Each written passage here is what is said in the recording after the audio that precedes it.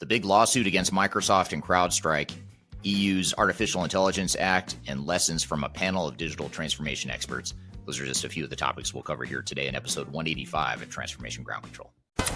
Welcome to Transformation Ground Control. Ground Control. The podcast that covers everything related to digital transformation. This podcast features technology agnostic and international discussions related to digital strategy, software selection, implementation, change management, business process optimization, and everything else you need to know to make your digital transformation project successful. Whether you're embarking on an ERP implementation, supply chain transformation, or any other business or digital transformation, this podcast is for you. Now, here's your host, Eric Kimberling. 5, 4, 3, 2, 1.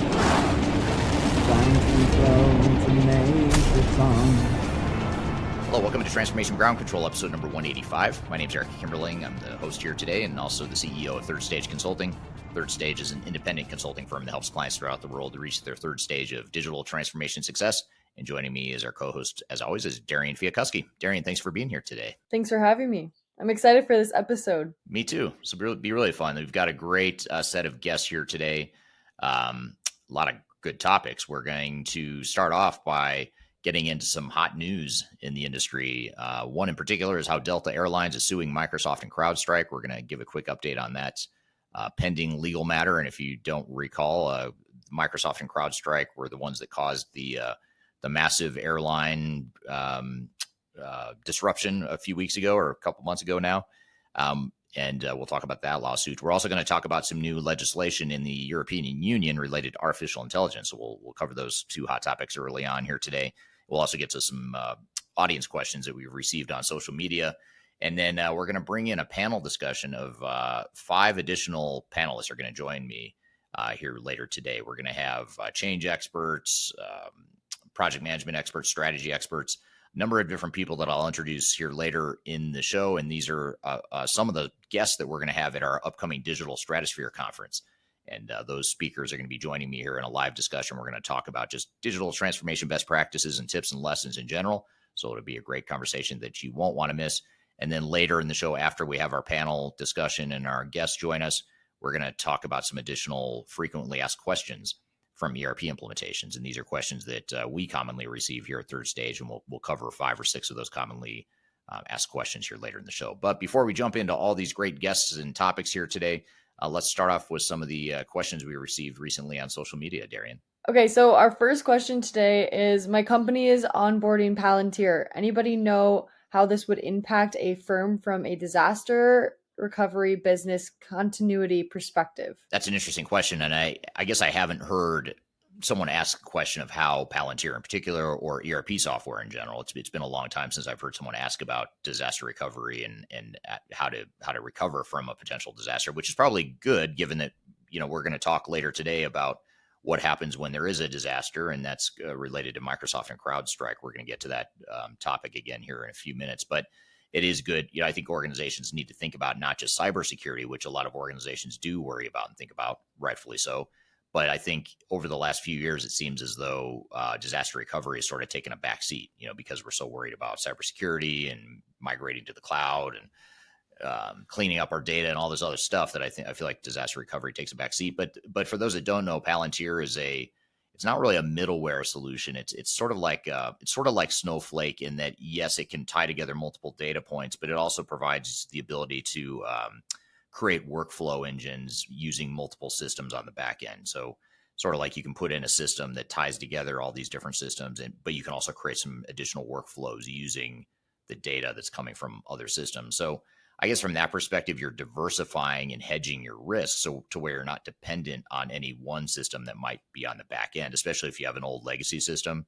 You could put a Palantir on there and it's not going to solve all of the world's problems, but it will sort of pull those data points and give you another point of access for that data. So I suppose from that perspective, it does allow you to hedge and mitigate some of the risk of potential disaster recovery or losing data in the event that one of your other systems go down. Right, that makes sense. Our next question today is, we currently use SAP EEC, and in 2025, we are updating to S/4HANA.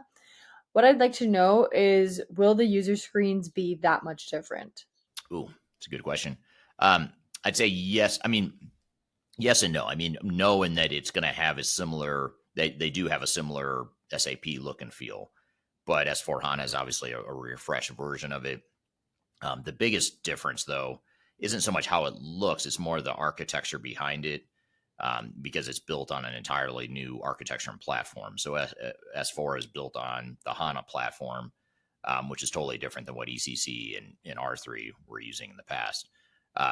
So that change in architecture, that rewrite of the system, essentially is really changed more of the workflows than anything. And of course, S/4HANA brings additional capabilities and functions to the table as well that were not available in ECC, especially now that SAP has sort of basically said that we're going to stop investing in ECC and all of our R&D is going to go to S/4HANA. Especially when you look at some of the artificial intelligence and machine learning and some of these new emerging technologies and capabilities they're building into the system, that's going straight into S/4HANA now and not into ECC.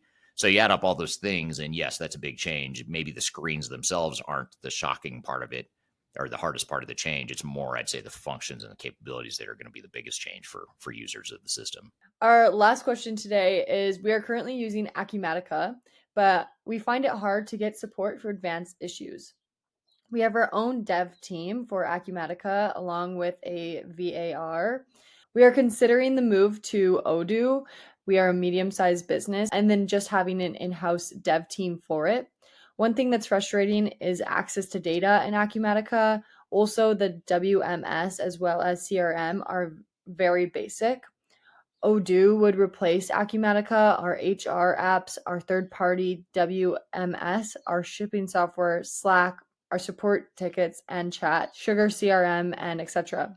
That's what they believe an ERP system should be in their opinion. But Eric, they want your take on what you think about this. About making that shift to Odoo from Acumatica? Yeah. Yep. Yep. Well, I think if you've got your own internal team, a dev team or an IT staff that can support your ERP system, which it sounds like this organization has, that's one of the prerequisites for Odoo. Odoo is I don't want to say it's a do-it-yourself sort of a system, but it is, it's open source, and there's more, oftentimes more setup required for an Odoo. But the good news with Odoo is it's very modular. You can sort of break it up into little pieces, and it's easier to implement in pieces or phases rather than having to integrate the entire system all up front. I think ultimately it comes down to, though, I don't have a strong opinion of Odoo over Acumatica just as a generalization, but I do think that depending on what their situation is, you're going to have a clear front runner. It sounds like if they've got some limitations on warehouse management and CRM, as they mentioned, and if Odoo has better capabilities that meet those needs, then it could be a great option. I think Odoo is both Odoo and Acumatica are both up and coming, emerging. They've been around for a long time, but they're sort of entering a higher tier, or, increased market share in the space. So they're both viable contenders. They're both good products, in my opinion, very different products. But if you're finding a gap in one or deficiency in one and the other one can solve it, then I'd say have at it, especially if you've got the internal IT staff to support the setup and configuration that's required for an open source type of system like an Odoo. Yeah, that makes sense. This was some great questions today, or some great advice, I guess, that people were looking for. So always love those kind of questions, but I'm really excited to get into the topics today because I find them very interesting. Yes, interesting and maybe controversial. I don't know, depending on how you look at it. We're going to talk about how Delta Airlines is suing Microsoft and Crowdstrike due to the airline disruption that happened several weeks ago. And then we're going to talk about the European Union and the Artificial Intelligence Act that they're introducing in legislation there. And then after we get through these hot topics or hot newsworthy items, we're also going to get into lessons from digital transformation experts. We've got a panel of 6 transformation experts that are going to share thoughts and ideas around how to make digital transformation successful. And not coincidentally, all 6 of these panelists are also going to be featured at our upcoming Digital Stratosphere Conference, which is happening October 2nd, 3rd, and 4th in Denver, Colorado. You can join us live in person physically in person in downtown Denver, Colorado, or you can join us virtually and remotely as well. So we've got both types of passes available. So hopefully you can join us there. But we'll have a subset of the speakers that will be at Digital Stratosphere joining us later today to talk about what makes digital transformation successful. And then finally, later in the show, we'll get into understanding ERP implementations and some of the frequently asked questions that come from digital transformation. So we've got a lot left to cover. Be sure to stick around. We'll be right back with more Transformation Ground Control.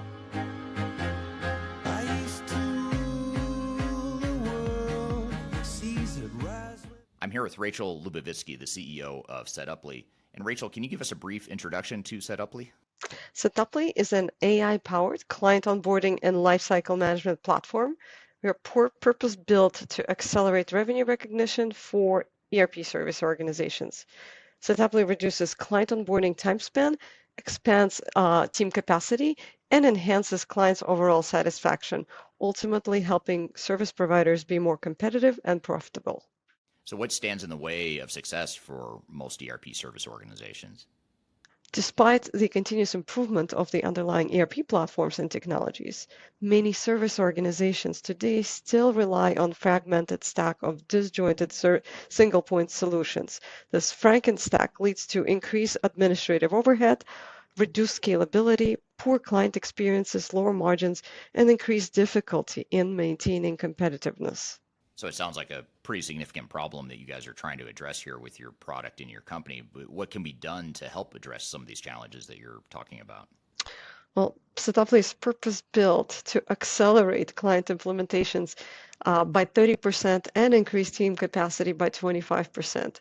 So this significantly enhances the ability to win new deals and support them efficiently without expanding your operating footprint, ultimately boosting client satisfaction and securing strategic advantage in the crowded space. Great. So why is it important to consolidate your operating toolkit? Disjointed single-point tools oftentimes lead to increased management overhead as teams need to synchronize information across different platforms and solutions. This hampers efficiency and negatively impacts client experiences as they have to input information in multiple places and check statuses in different tools. Consolidation is crucial for scalability and streamlined operations. Oh, great. Now, how does Setuply foster seamless cross-functional connectivity as well? So as clients transition from sales to onboarding to then managed services, it's essential to ensure continuity in both client experiences and information integrity. Setuply facilitates seamless cross-functional connectivity internally and externally, ensuring no details are lost as clients progress through their life cycle. This approach maintains a high level of service quality and satisfaction at scale. Great. That sounds like a very important need and benefit there. How can I find out more about Setuply? For more information, please visit Setuply website at www.setuply.com. You can also register for our upcoming conference, Onboarding World, through a link on our site. This event offers comprehensive experience covering everything you need to know about the latest advancements and best practices in client onboarding. Great. Well, Rachel from Setuply, and then by the way, that's setuply.com, Setuply. Thank you for being here today, Rachel. It's my pleasure. Thank you.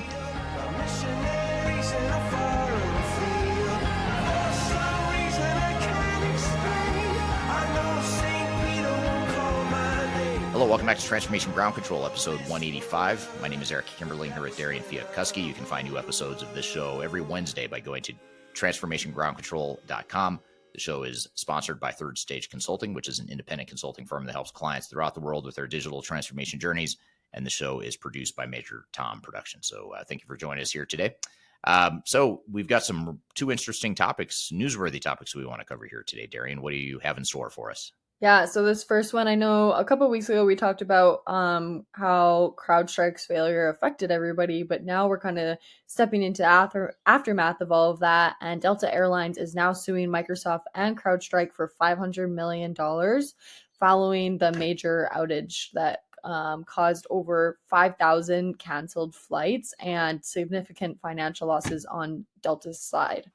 Delta CEO is criticizing both of the companies for inadequate responses and poor testing, highlighting the competitive tension between Microsoft and Crowdstrike as a hindrance to the effective collaboration. The incident also prompted Delta to reconsider its reliance on the Microsoft platform, questioning its reliability and prioritization of customer service. The outage also impacted other critical services worldwide. Though experts doubt the technology providers can be held legally liable due to contractual protections. Eric, how do you think that the Delta Airlines lawsuit against Microsoft and CrowdStrike will impact the tech industry, especially in terms of accountability for service disruptions?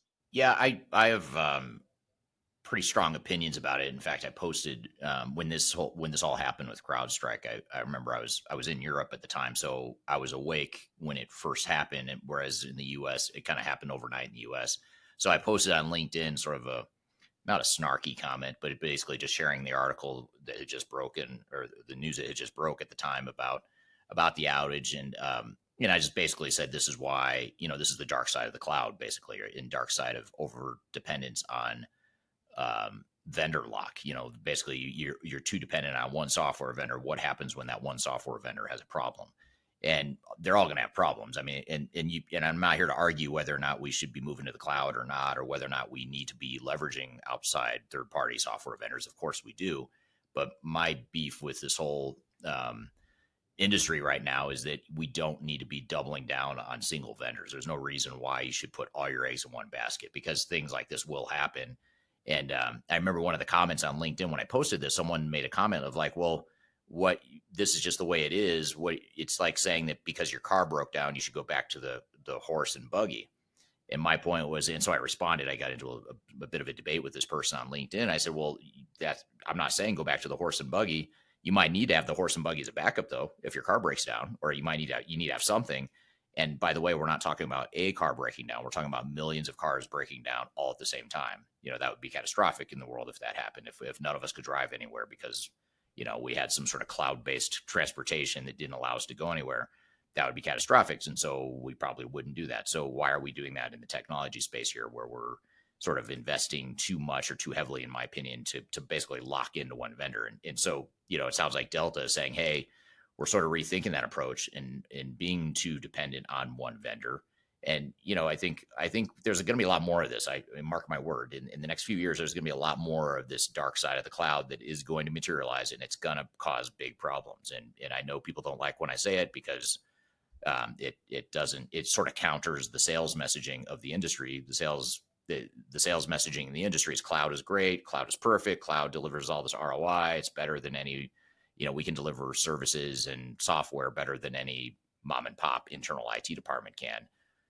That is true, but there's also a downside risk, and organizations haven't yet seen the downside risk, except for companies like Delta and others that have been affected by this particular situation. But there'll be more. I mean, there's going to be more.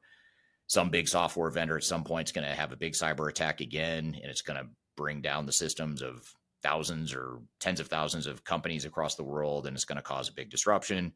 And we're going to be sitting here having this conversation again. So this won't be the last time, but I just think that organizations don't need to deviate from the cloud. Of course, you need to keep investing in cloud and technologies and all that stuff, but I think organizations should be a lot smarter and not doubling down on this, just on one single technology.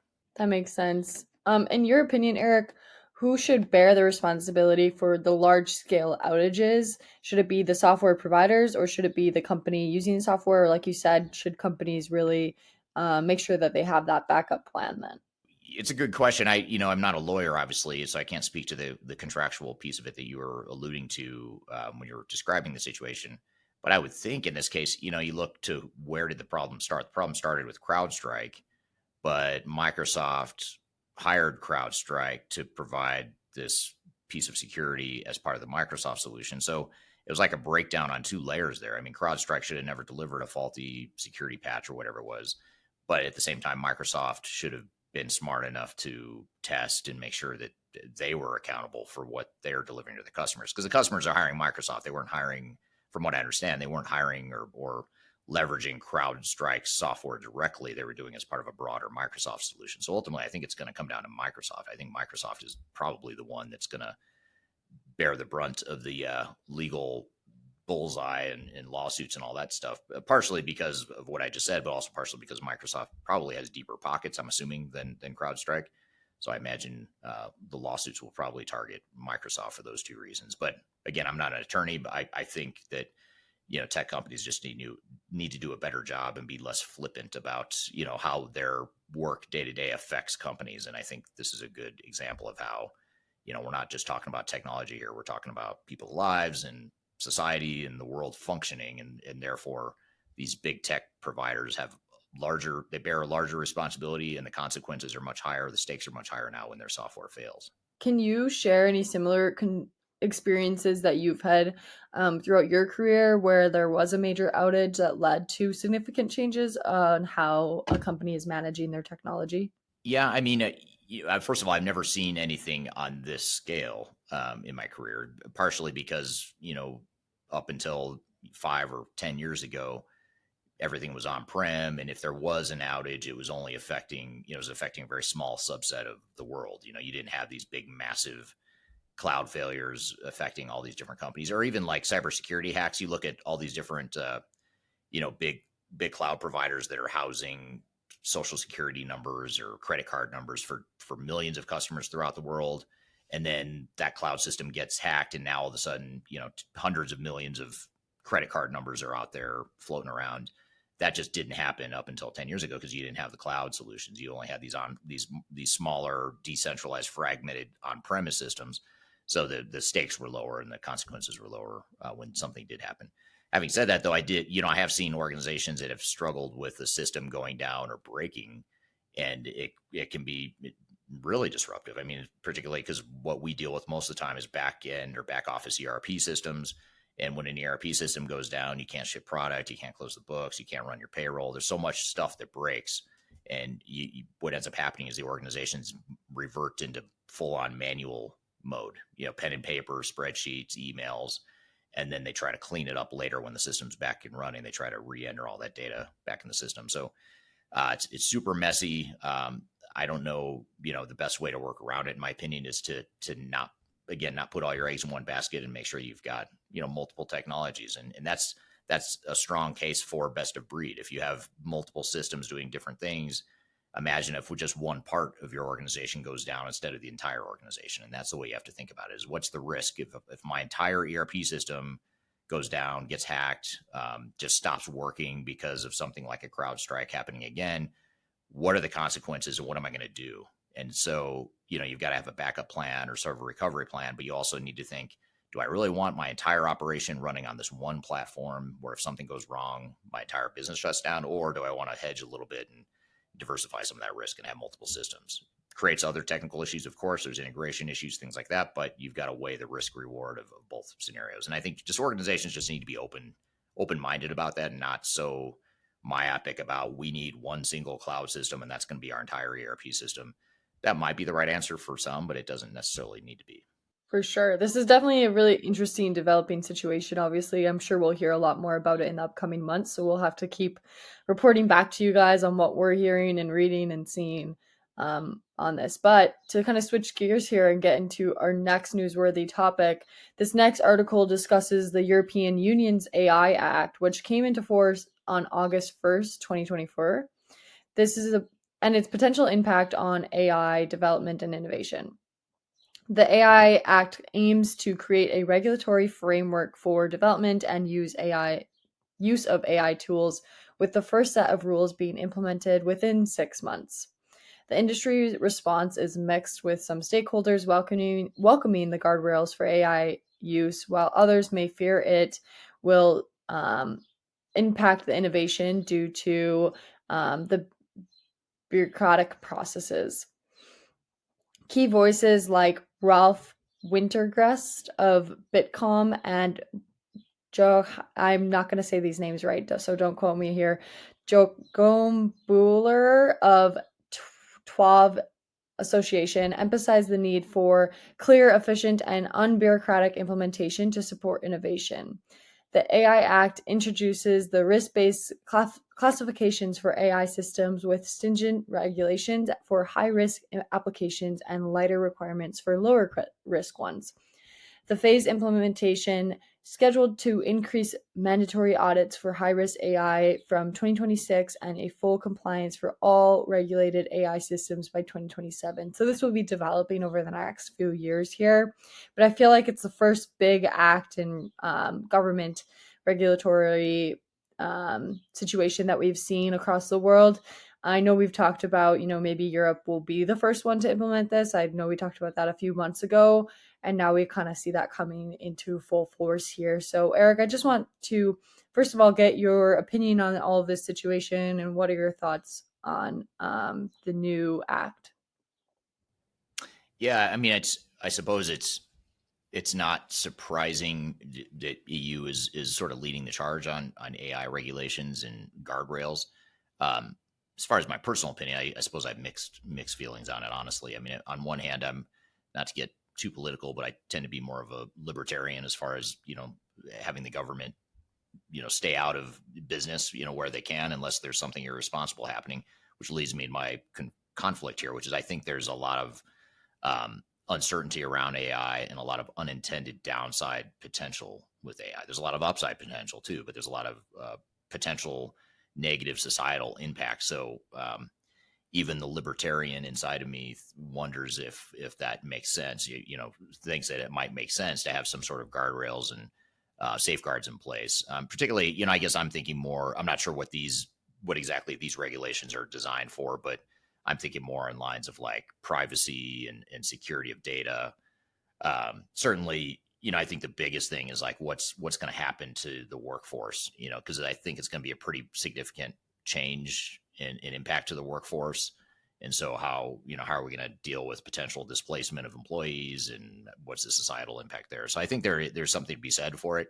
I think the EU has proven over time that they tend to be on the forefront of government regulation. Whether you like it or not is a different story, but they tend to lead the charge when it comes to regulations around things like certainly climate, some of the ESG regulations that they're putting in place now, data privacy. They've sort of led the charge on regulations around data privacy. They tend to lead the charge against antitrust sorts of activities against Microsoft and Google and that sort of thing. And then here we are, talking about AI. So I think I would hope or think that some of these AI technology companies or the AI industry in general was prepared for this, because it's not too surprising that the EU or some global government regulator would come in and want to regulate it. So I'll be curious to read more about like what exactly these regulations are, but I think there's probably a need for it, because I think right now it's sort of like the wide open Wild West without a whole lot of controls in place, and that could lead to innovation, and it is leading to innovation, but it can also lead to a downside as well. And it sounds like that's what they're trying to manage. For sure. And so since Europe is really the only one right now to implement this rule, do you think that the EU AI Act will put European companies at a disadvantage compared to the counterparts in regions with less regulations? Maybe in the short term, but I think longer term, those regulations will probably spread, and or AI tech companies in other countries will have to abide, by the lowest common denominator from a regulatory perspective. So in other words, unless they want to completely ignore the European market, which most tech companies are not going to want to do that, they're going to have to abide by whatever those regulations are. So they're probably going to, I would imagine they're probably going to eventually just sort of bake that into their overall business. So short term, yeah, it might stifle some innovation for European companies. But longer term, I think it'll probably level out. But that's pure speculation. I'm not a macroeconomist by any means. For sure. And lastly, do you think there's any potential pitfalls with going with this sort of approach that we could see in the near future? Downside of regulation, you mean? Or yeah, I think, I mean, some may not agree with this, but I think anytime government or set aside government for a moment, anytime you get a really big organization like a government entity that tries to create rules and understand something that's moving so fast, it just I just have trouble seeing how a large entity like a government regulator is going to fully understand both the intended and unintended consequences of their regulations. So, that's what I think. I think they'll probably solve one problem, or hopefully they'll solve some subset of problems, but I think their regulations might create other problems. And one of them potentially being what you said, which is, are we now going to stifle innovation, or are we going to put our own European-based tech companies at a disadvantage because now we've overregulated them? I don't know. I mean, there's so often when it comes to regulations, especially around something that's moving as fast as AI, oftentimes you create more problems than you solve. So we'll have to see, but I'm a little skeptical of that for sure. Yeah, for sure. It'll be interesting to see how this first kind of regulation gets received over the next few months, and how the European companies kind of deal with that, and how even the worldwide companies, you said that obviously they're going to want their AI in Europe, so they're not just going to ignore that market. So how kind of it affects globally and not only in the European region will be interesting in these next couple of months. But I'm really excited to get into a little Stratosphere preview here. I feel like this is a great preview for saying that Stratosphere is in the next couple of months. Yeah, absolutely. It's really exciting to have this group together. We were able to get a subset of some of the speakers that are going to be at our Digital Stratosphere conference coming up in October 2024, downtown Denver, Colorado in the U.S. You can join us in person, or you can join us remotely, virtually, online. You'll get to access to all the content if you're able to join remotely. We're going to share with you, or bring together, a panel discussion of several different panelists that are going to talk about digital transformation, success and failure, all from a number of different lenses. So we've got a pretty wide variety of people that are going to be joining us here in just a moment. So we're going to get into that here after a quick break. And then later in the show, after we bring on our panel, we will also talk about frequently asked questions to ERP implementations. And of course, we'll provide some answers to those FAQs. So be sure to stick around. We've got a lot more to cover. We'll be right back with more Transformation Ground Control.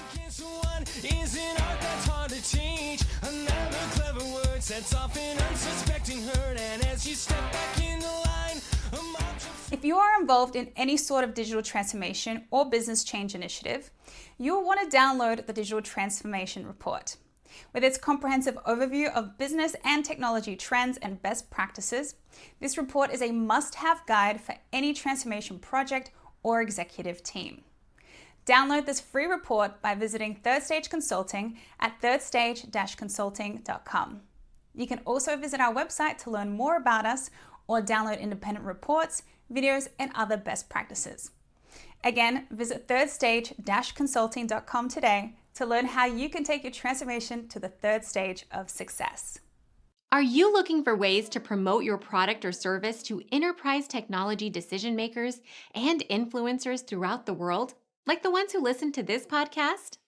Major Tom Productions creates media, events, and influencer marketing for B2B technology providers.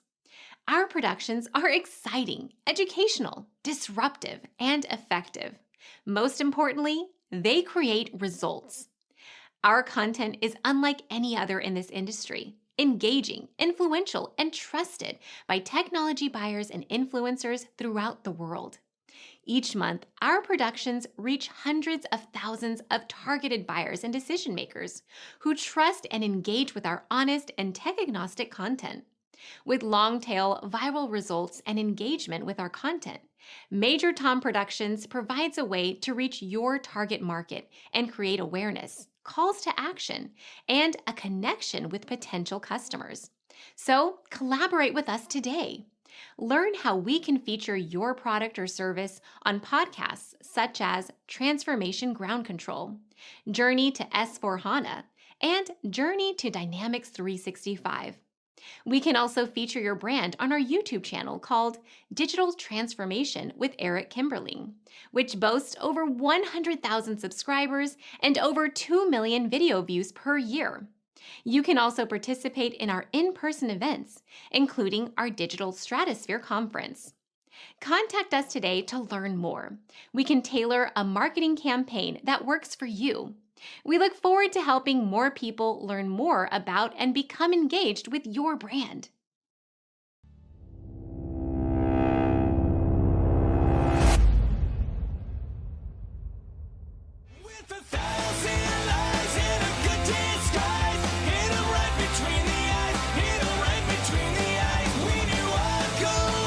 Hello, welcome back to Transformation Ground Control, episode number 185. My name is Eric Kimberling, CEO of Third Stage Consulting. We're an independent consulting firm that helps clients throughout the world with their digital transformation journeys. And joining me, as always, is our co-host, Darian Chwialkowski. And also joining us here is our panel. We've got this awesome panel discussion we're going to start here and have with you here today. We are going to talk about some just general best practices. What causes digital transformation success? What causes failure? What are some of the things you should be doing to be successful in your transformations? And we've got several people that are going to be joining here in just a moment. We're going to be having Greg Benton, who's a chief strategy officer here at Third Stage, Emma Roloff, who's a change management expert, Friska. Friska is, and I forgot her last name. I'll let her introduce herself here in a moment. I just call her Friska. She's a change expert as well. She'll be on our panel here, and she'll also be at Stratosphere. Aaron Patterson is our executive vice president of the EMEA region here at Third Stage. And then we also have Marcus Harris, who's an attorney at Taft Law. All of them are going to be joining me here in just a second to talk about digital transformations. And all these speakers, plus about a dozen other speakers, are going to be at our Digital Stratosphere Conference coming up October 2nd, 3rd, and 4th in Denver, Colorado. And Darian, we can have people go register at Stratosphere 2024, right? And we've got early bird discounts and all that stuff out there on the website. Yeah, so if you want to register, there'll be a QR code during this, or you could just go to Stratosphere 2024, click register now, and when you're checking out, type in code earlybird, one word, no caps, and you'll get 20% off any ticket. Yes, very cool. And you'll get to meet all 6 people you're about to see here in this panel discussion, as well as, like I said, about a dozen or more other speakers, and of course, a couple hundred peers that are going through a similar transformation. So hopefully you can join us there. It's a lot of fun. You can go to that same website, stratosphere2024.com, to learn more about the agenda. You can see what kind of entertainment we have planned, the venue, the hotel, all that stuff. And if you haven't been to Denver before, October is a great time to be in Denver. It's beautiful that time of year. So anyway, all that being said, I want to jump into our panel discussion to discuss digital transformation lessons from 6 different experts. I'm going to start with a question about just sort of a general question to open things up, and then we'll sort of go down some different rabbit holes or different paths of digital transformation success. But to start, I'm going to ask you, Greg, what are some of the biggest keys to digital transformation success? Wow, that's a big question, Eric. And Greg Benton, I'm the Chief Strategy Officer for Third Stage, and come from about 25 years of guiding advisory as well as selection and implementation of ERP and guiding people through their entire digital transformation journey. The thing that's overlooked the most, and I think is the most critical to success, is defining the vision. So what do you really want to do with a digital transformation? And digital transformation is no longer just implementing an ERP system. Enterprise resource planning, as we have come to understand, really doesn't encompass everything that goes on within an organization as you're moving to a desired future state, right? So putting together the executive alignment up front surrounding a business plan that talks about what are your objectives for the organization as you go into this, high degree of change that you're going to enjoy on the journey, right? And also just getting to defining the roadmap and outlining that for the next 5 to 7 years for the organization. And that's the most important part of getting started. Once you get into it, having the commitment and the dedication of your people, your organization, understanding what that vision is leading to, and getting everyone on board with the change, and then choosing the right partners in the entire journey, right? So choosing the right technology partners, making sure that you're bringing along all of the people within your organization that can make a difference, that can actually see the changes benefiting the organization and themselves, and bringing them along as part of any core team, any alignment with the steering committees. So establishing governance all the way through, and that's really a starting point. We'll get into a lot more of the details about the checklist as we go through the discussion here. Yeah, and you mentioned the bringing the people along, bringing the human side of the equation along as part of one of the key success factors for transformation success. And that sort of leads me to a question I've got for you, Emma, to open up the people thread of things. But you're a big advocate of this people first approach to digital transformation. You talk about it all the time on TikTok, LinkedIn. You've got a good following there, and you built a company around that. Tell us a little bit about why a people first approach to digital transformation is so important.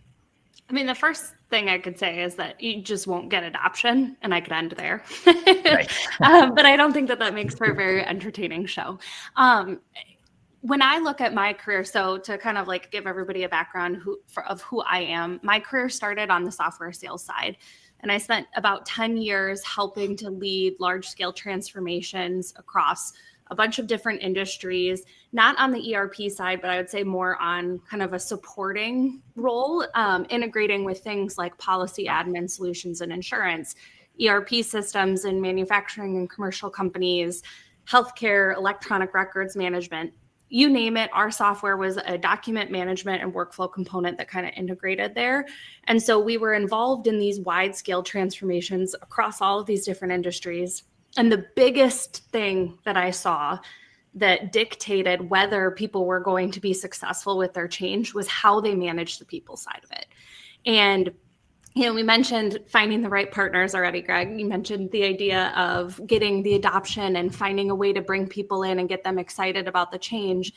But even if we're like taking a step back, all of those things are driven by the humans that are involved with the project. And I feel like one of the things that we get distracted with so often when we start talking about digital transformation is that the first word is digital. But it's actually the last part of like an equation when we look at order of operations and how we need to be successful. So we have to start with people and process, and then technology comes in as that last piece. And that order of operations matters if you actually want to be successful. That doesn't mean that every single person in your organization has a say on every decision, because you wouldn't get anything done. But going back to that idea of the vision and the why, you have to be communicating that. You have to be guiding your team along your thought process so that they understand and can feel comfortable stepping into what this project is going to look like, whether that's an ERP implementation or something like a process change or everything in between. And, sometimes I will hear people say to me like, well, it's your job. Like, who's going to not use the technology that they have to use to keep their job? Well, I can promise there's been hundreds of millions of dollars lost and completely like evaporated by the fact that there are a lot of people that will just find their sneaky workarounds. And the larger the company you get into, the more opportunity there is to deviate from what this new solution and this envisioned future is if you're not really intentional about getting that adoption and those people involved in the process. And I could keep going for forever and ever, but I know we've got more questions tied to this, so I'll kind of stop there for a moment.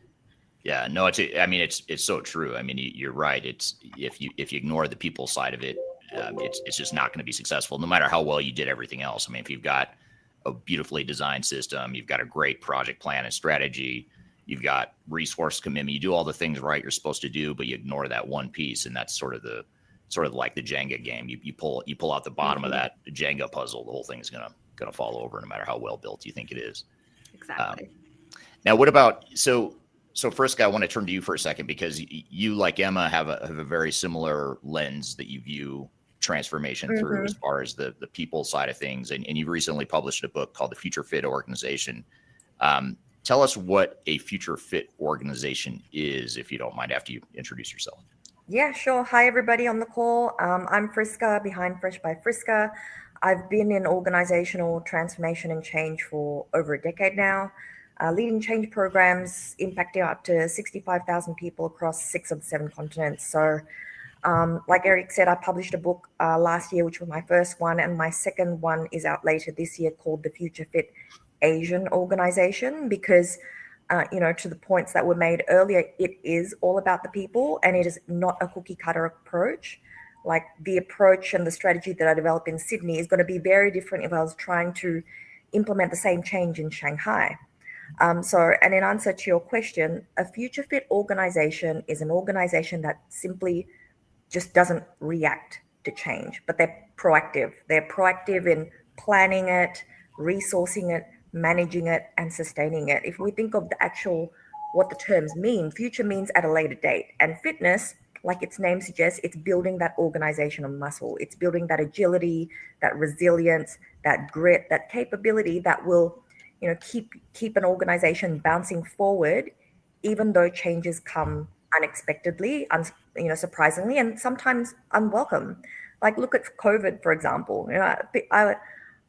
I kind of laugh when people say that they're future-proofing their business or they're future-proofing this. That's really, really arrogant, because even companies that had gone through very similar disasters, like Hong Kong with the SARS outbreak, etc., they were still caught completely off guard when this new virus took hold. So that's why I like to say future fit. A future fit organization is an organization that's committed to its continuous innovation and growth, and they take change seriously. Yeah, and you and I have talked in podcast interviews in the past about how it's about how you adapt to the change, not avoiding the future, or not avoiding change, but recognizing that you don't know what the change is going to be. But the key is, how do you build an organization that can adapt based on whatever happens externally and internally? So that's a super interesting concept. And I also like that you don't call it future proof, because that's always bothered me too. It's like, what does that mean? That doesn't even make sense that you would be future proof. But yet a lot of our industry uses it for marketing purposes. So Aaron, we talked about multinational, or Frisco was talking a bit about multinational projects. And you've been involved with multinational projects as well. What do you think some of the keys are to multinational transformations, and how is that different from if we're managing, just a domestic or a single location sort of transformation? Yeah, sure. So my name's Aaron Patterson. I'm the Executive Vice President for EMEA for Third Stage Consulting. My background has been in consulting and system integration, and kind of working at a number of different companies over the years, from private equity back to startups to multinationals. And so a lot of experience working in this space. And so one of the things I think is clear is there's definitely a lot of consistency between, a local one country kind of deployment and a multinational. So things like Greg said around clear vision and strategy, real need strong leadership and governance, that counts for every single kind of implementation or digital transformation that you'd be doing. I think the other key thing is, obviously, which has already been talked about as well, is the cultural sense of sensitivity and inclusion. As you said earlier, deployments in Sydney are going to be different to Shanghai. That's absolutely true. And if you are deploying across 50 or 60 countries, and even some regional differences within those countries as well, it's incredibly important to have some local advocates and some local change agents to be able to help you with that. And then, because you are dealing with a multinational situation, effective communication is really key. And being consistent and transparent in that communication, making sure that it's both relevant for the program as a whole and for the local markets as they're doing their individual work for deployment or managing change or some of the technical implementations. I think that's probably a key thing as well. And then finally, I think probably one of the things just to touch on as well, especially today, is really around security and compliance, and just taking a mindful approach and a very structured approach to what laws and compliance you have to actually deal with in the various different countries, because that can be very different. In the US, we may have very little kind of government regulation for certain industries, and that definitely isn't the case, especially when it comes to digital data, making sure who owns it, who's got access to it, different things like that. That's different on a region and country by country basis, and taking that into account is oftentimes something that gets missed if the team is kind of doing their first international project.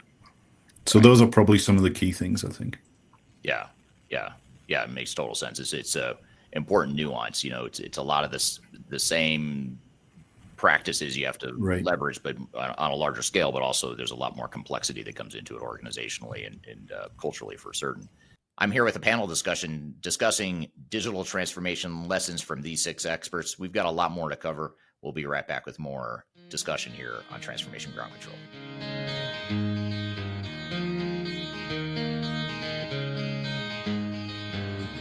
Could you whisper in my ear? I recently published my first book. It's called The Final Countdown: Strategies to Reach the Third Stage of Digital Transformation. And I wrote this book because I really wanted to find a concise way to share some of my knowledge around digital strategy and how to get started on a digital transformation journey. So in this book, I cover 3 different sections. I cover the people, process, and technology aspects of transformation, with the idea that it's meant to be a starting point, a launching pad for organizations and team members that are going through digital transformations. So I encourage you to buy this book. You can get it electronically, you can get it paperback, or you can get it in hard copy, as I'm holding here in front of you. You can get it by going to thefinalcountdown.com. You can also search for it on Amazon if you shop at Amazon. Otherwise, just go to thefinalcountdown.com. Love to hear your feedback on this book as well. So I hope you check it out and hope you enjoy. I'm excited to share our newly released 2024 Digital Enterprise Operations Report. This free download is available on the Third Stage website at thirdstage-consulting.com. This report is truly packed full of technology-independent and agnostic insights for your project to ensure that you're strategically optimized for success. Download your copy today with the QR code in front of me or visit our website for more details.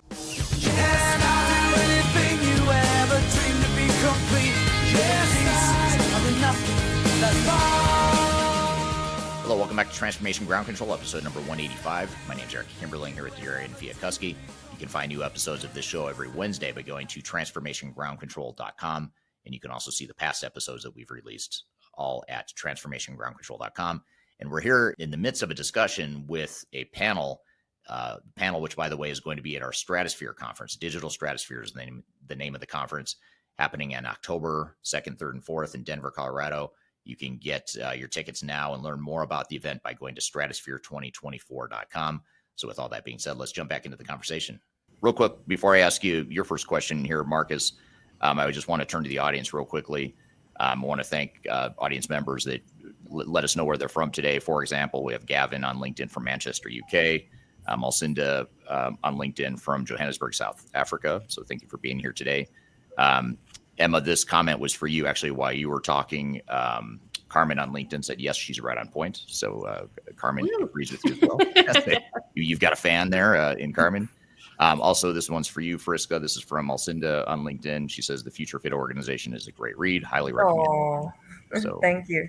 You can save that for your, for the inside cover of your next book. You can use it as a review for your book there. And then Carmen on LinkedIn says, yes, this is where you need to understand the environment, culture when doing implementations in other countries. You need to understand the policies and compliance policies. So great comment there and in agreement with what both you, Aaron, and Friska said there. So I want to turn to you real quickly, Marcus, and bring out the elephant in the room. We've sort of talked about it. I think each of us has sort of alluded to this concept of project failure. I know none of us want to talk about it. It's highly uncomfortable, but we have to talk about it. Why do so many digital transformations fail, in your opinion? Yeah, I mean, there's a multiple reasons for that. But before I get into those, my name is Marcus Harris, as Eric said. I'm an attorney practicing in a law firm called Taft, and for the past, let's say, 20 years, I've really focused my career on drafting and negotiating ERP and digital transformation related agreements, and then, unfortunately, for my clients, litigating, failed digital transformation projects in courts all across the United States.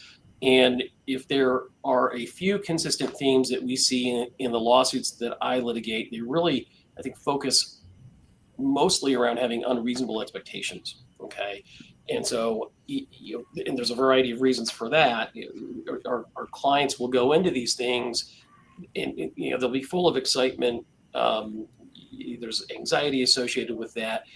They're spending a ton of money, but they haven't done any of the most basic types of due diligence. They don't know how long an implementation is supposed to take. They don't know how long the project should cost. They have no understanding of whether the budget projections that are provided by the ERP vendor, for example, or the integrator, if those are reasonable or unreasonable. And so, they go into this thing not really understanding what they are getting themselves into. And in some ways, I mean, you can say, okay, well, shame on you for that. But at the same time, I mean, I think, the goal of these ERP vendors is to sell software.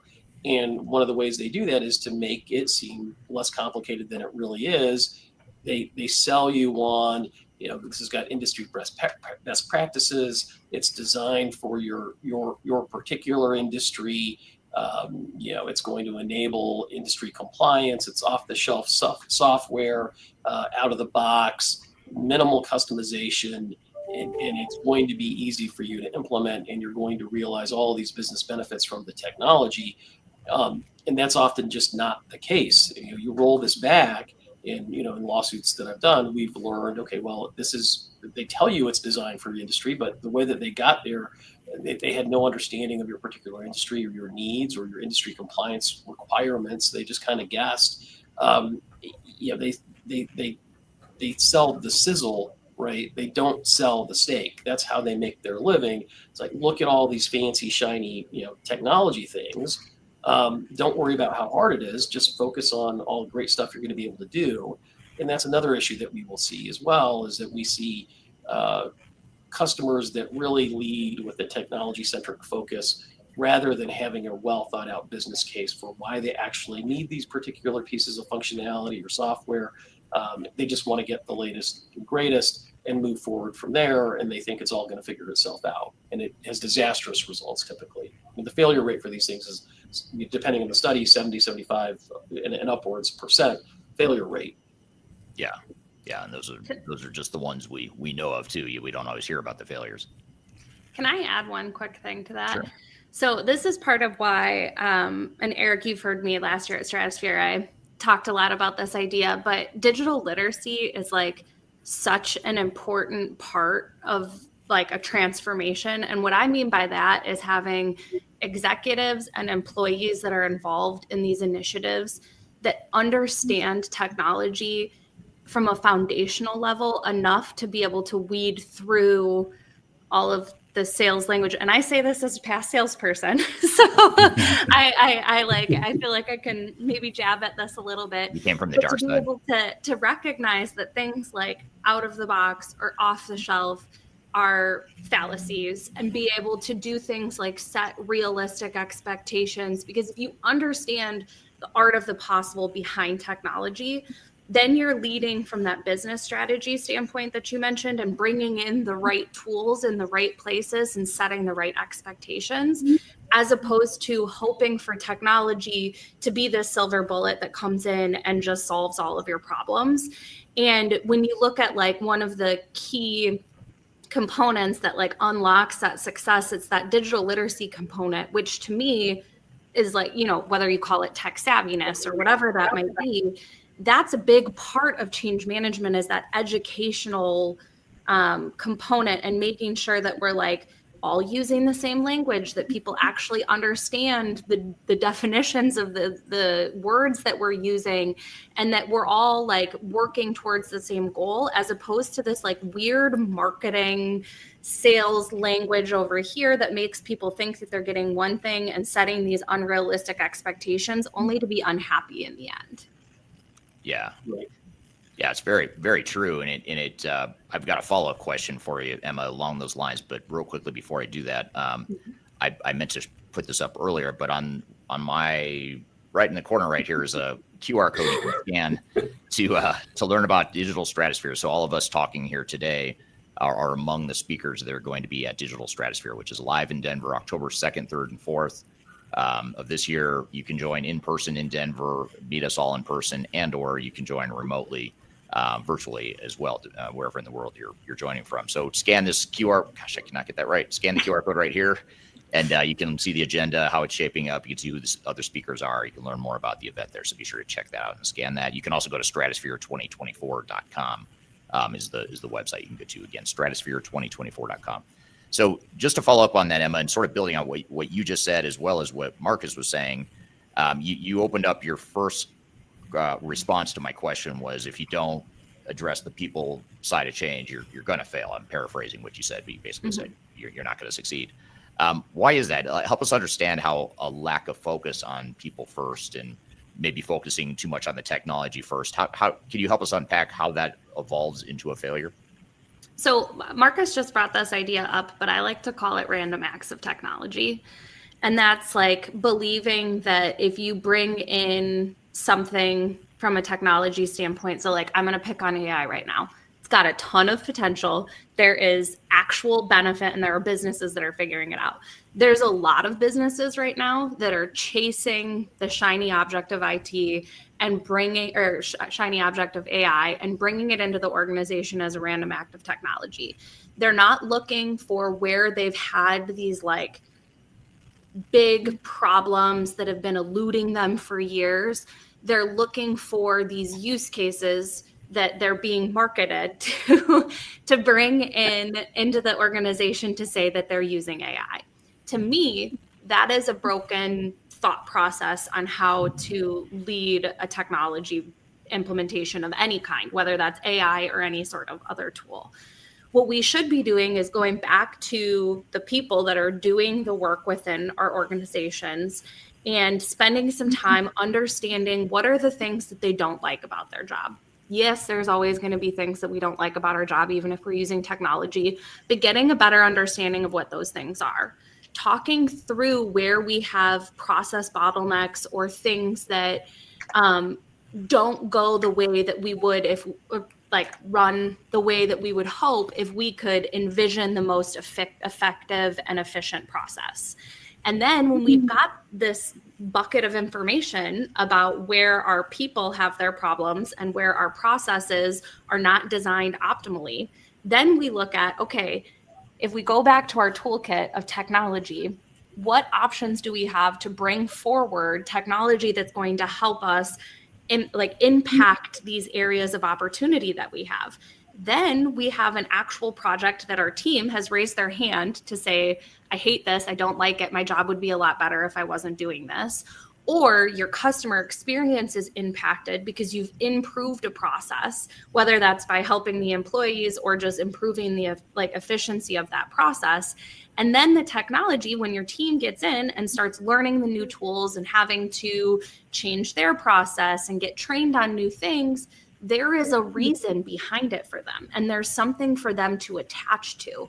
And so when you look at, and when we're focused on that vision and that vision and why means nothing if every single person that's impacted by that change can't attach to it and have some sort of what's in it for me statement. And I say this full-heartedly, being the most millennial person that's out there that won't adopt something unless I understand the why behind it. I had a boss that said that he wouldn't ask me to do anything unless he had a strong why that I was going to attach to, because he knew I just wouldn't. Not because I'm difficult, but because there's so much change coming at us. So Friska, you brought this up. Things are always changing. We always have to be ready for what's coming next. And if there's not a reason for us to adopt and change, our effort and our brain space goes to all of the other things that are happening in front of us, as opposed to trying to make this meaningless change stick.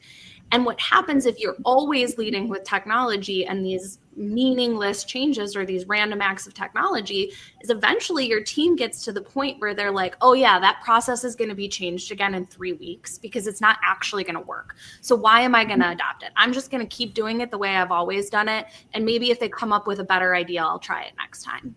And then you end up in this cycle where your team is disenfranchised with the idea of how and where you're using technology. And they're going to make your battle about 10 times harder. That's not a scientific statistic. They're going to make your battle that much harder when you're trying to roll out the next bit of technology in your organization. And then you get into this nasty cycle of resistance and kind of this I'll believe it when I see it mentality. Or sometimes there's fear because they know that different technology is coming in with the idea to replace them. All of these things start happening when we lead with that technology approach as opposed to that people and process component. Yeah, it's well said, and that's a good unpacking of how that unfolds, because I think people sort of throw out blanket statements oftentimes like, hey, if you don't focus on people, then you're going to fail. but understanding why that is, like what is it? How did all these moving parts come to a crashing halt when you don't address that people side of it? And that's a good overview. What would you add to this, Friska? I know this is right up your alley as well, but as far as like why a lack of focus on change management, people first, all the stuff you espouse as well, what would you add to that in terms of why that causes failure if you don't focus on those areas? I keep it simple. I ask just one question. What percentage of your project's benefits depend on people doing things differently? Usually it's pretty sky high. It's like 90%, 100%. But often the budget for technology is this big and the budget for people-related stuff is this big. So how can you expect success when you've totally got your priorities in the wrong order? Yeah. And I think part of it too is what you guys are saying is it's, what you just said, Friska, you spend your budget this much on technology, this much on people, this much I can see. Like I can see the technology. I get a deliverable. I get a clear output. I know if it works or doesn't work. I can run a test scenario and look at the test script. There's so much tangible stuff to it. So it sort of makes sense that we would have that bias. Like, hey, let's just focus on that thing that we can see. All the stuff that you and Em are talking about, it's like, well, I can't see that. I can't see it and touch it and feel it in the same way. Oftentimes there's not a clear deliverable that comes out of that. Is that something you guys have seen, or how do you overcome that bias? I think if you agree on the metrics and what success looks like early on, it's much easier to measure the success or not of change. And there's lots of different metrics. There's individual metrics, there's team metrics, there's organizational metrics. If it's a technology implementation, then it's more clear cut. It could be time completed to run a certain process. It could be reducing errors. It could be reducing calls to the support center. So lots of different things, but those metrics are very rarely agreed upon right at the beginning. And so what happens is you're kind of chasing your tail, trying to figure out how to measure this thing. Is it going well or not? When those conversations should have been happening up front. I'm here with a panel discussion discussing digital transformation lessons from these 6 experts. We've got a lot more to cover. We'll be right back with more discussion here on Transformation Ground Control.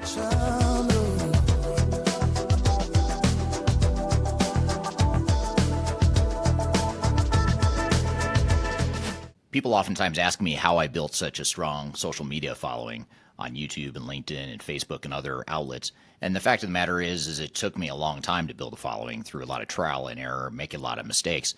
Had I known that there were companies out there that could help me build my brand, I would have done that a long time ago. I didn't know that, but the good news is that there is today a consulting firm that will help you through building your own personal brand through some of their training programs. The company is called Roloff Consulting, and if you're familiar with Emma Roloff, she's someone that I've had on this podcast before, and she's well known in the digital transformation space as well as the sales space, and she's big on TikTok, YouTube, and LinkedIn. And she and her husband have started a training course and a training company that focuses on helping people build their personal brands and helping them to sell themselves digitally. So whether you're a salesperson that's trying to reach more customers or you're an individual that's just trying to build your personal brand, that's something that they help with through their training programs. And they've offered listeners of this podcast a free 5-day LinkedIn challenge. And I encourage you to check it out. I've included a link below for this podcast. If you go to the podcast notes, you'll find a link that gets you free access to this 5-day challenge where you'll get step-by-step guidance. You'll get real results. So you'll get some tangible results from the program. And you also get a special offer at the end of it. So it's exclusive to listeners of this podcast. Be sure to check out the link below if you want to work on building your personal brand, or if you're in sales and you're trying to reach more people. Whatever the case may be, check it out. It's free to listeners of this podcast. You can check it out via the link below. Interested in working for a company that truly values your unique skills and experience? Here at Third Stage, we don't hire based on resumes alone. We look at the full candidate, experience, and willingness to provide excellent service for our clients. Within a technology independent and agnostic consulting firm, you have the opportunity to learn across industries with a diverse group of clients. Our consultants also have the opportunity to diversify their portfolio and learn across technology systems. If you're interested in joining a high-growth entrepreneurial organization, please reach out to us at work@thirdstage-consulting.com.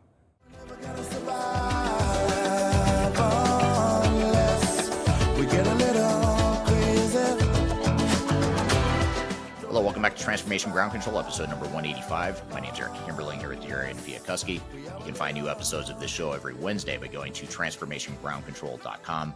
And you can also see the past episodes that we've released all at transformationgroundcontrol.com.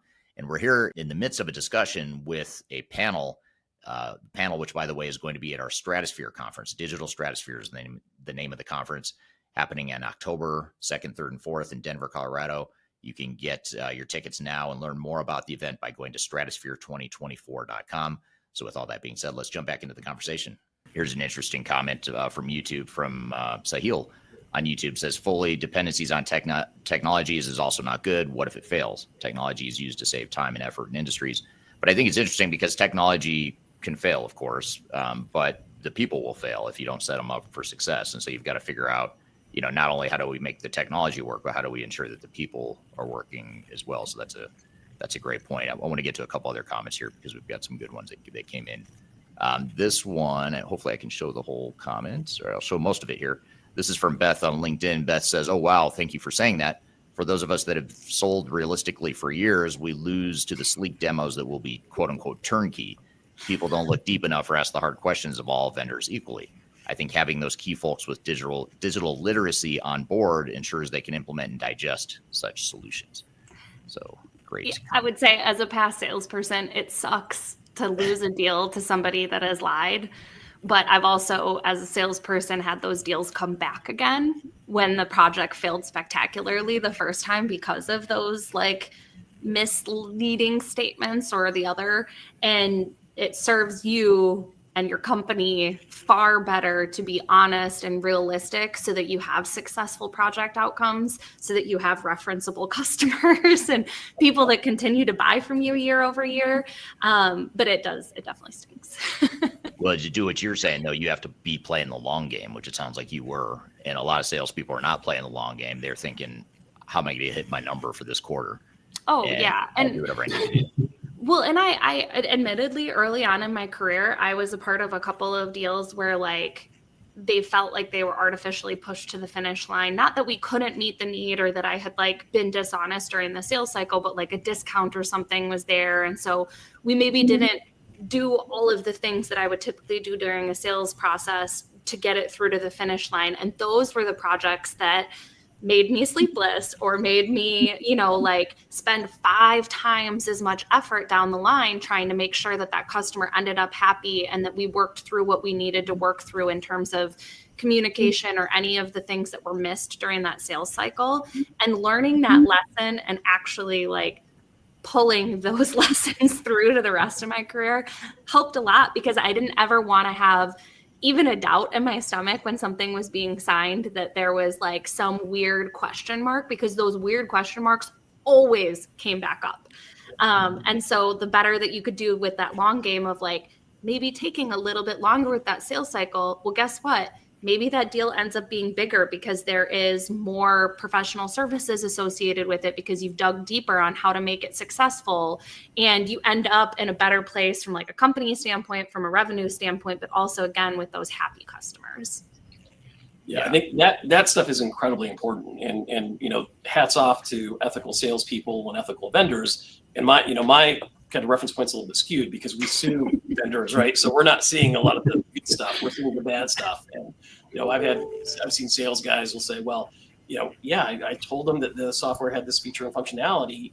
And it's true, because it's just a matter of how much are we going to modify it and how much do they want to spend. So the software can do almost anything. The question is, how much do you want to pay for it, right? And they don't tell you that part, though. They'll tell you, oh yeah, it can do this, this, and this.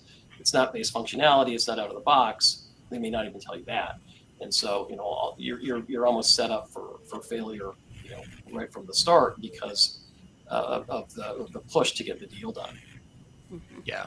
It does have to be a sales process, though, right? You have to have resources that are motivated to show exactly how the software is going to work with your operations, with your organization. And Marcus, you hit on in the very beginning, one of the reasons for failure is because people don't adequately test the idea about how will the systems work within my organization. Emma and Friska, you're talking about the people side of it. There's also the need to unify the people, the process, and the technology components, right? And I'm getting a little ahead of myself here on the different steps to making that all come together. But entering into a phase zero, in other words, getting the organization prepared to move forward, as well as understanding what your options are up front or even in the middle of your journey. If you're in the middle of an implementation and you need to slow down and back off, find out what is going on with that implementation and get back to the basics. What are our objectives? What is the strategy? What is the vision for the organization? How do we get everybody on board with going forward? And a lot of people, a lot of organizations skip that step in bringing people, process, and technology together. So, yeah, great point. And you must have been reading my script of questions here, Greg, because that was my next question here was for you, and it was about phase zero. So I must have shared these questions. They must have leaked out in advance because you seem to have a good segue there. So you talked about a thoughtful leak. Yeah, it's a good segue. So you mentioned phase zero, and you just explained the importance of it. But help us understand, what is phase zero? When you talk about phase zero, what does that mean, and how does it impact a project? Well, it is really getting back to the organization's preparedness to move into what is going to be a huge change to the organization. It's also some of the opportunity to change processes. So adopt new processes, higher optimization with the software or the technology system that you're going to put in place. And many organizations look at a kind of spot solution. They're looking for enterprise resource planning for finance and supply chain.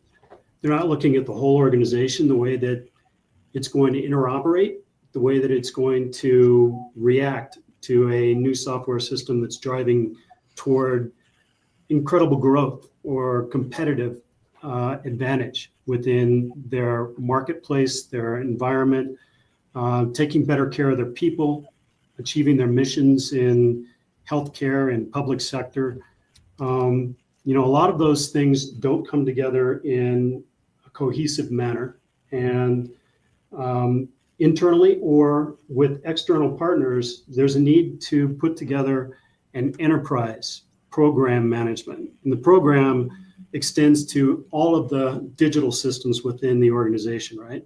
That digital enterprise operations picture, and establishes governance and really an idea about what this is going to cost, how it's going to affect the organization, and what are the value and advantages that we're going to receive as a return on that investment at the end. So that is phase zero. It's looking at your data and finding out how big is the lift going to be into the new technology, and then mitigating even the length of the implementation by making sure that the organization is all aligned with the new project that's coming forward. Yeah. Yeah. And you and I, Greg, have talked about this before, about how it's sort of like if you go to build a house, you're not just going to bring in the plumber on day one and say, okay, come start building this house.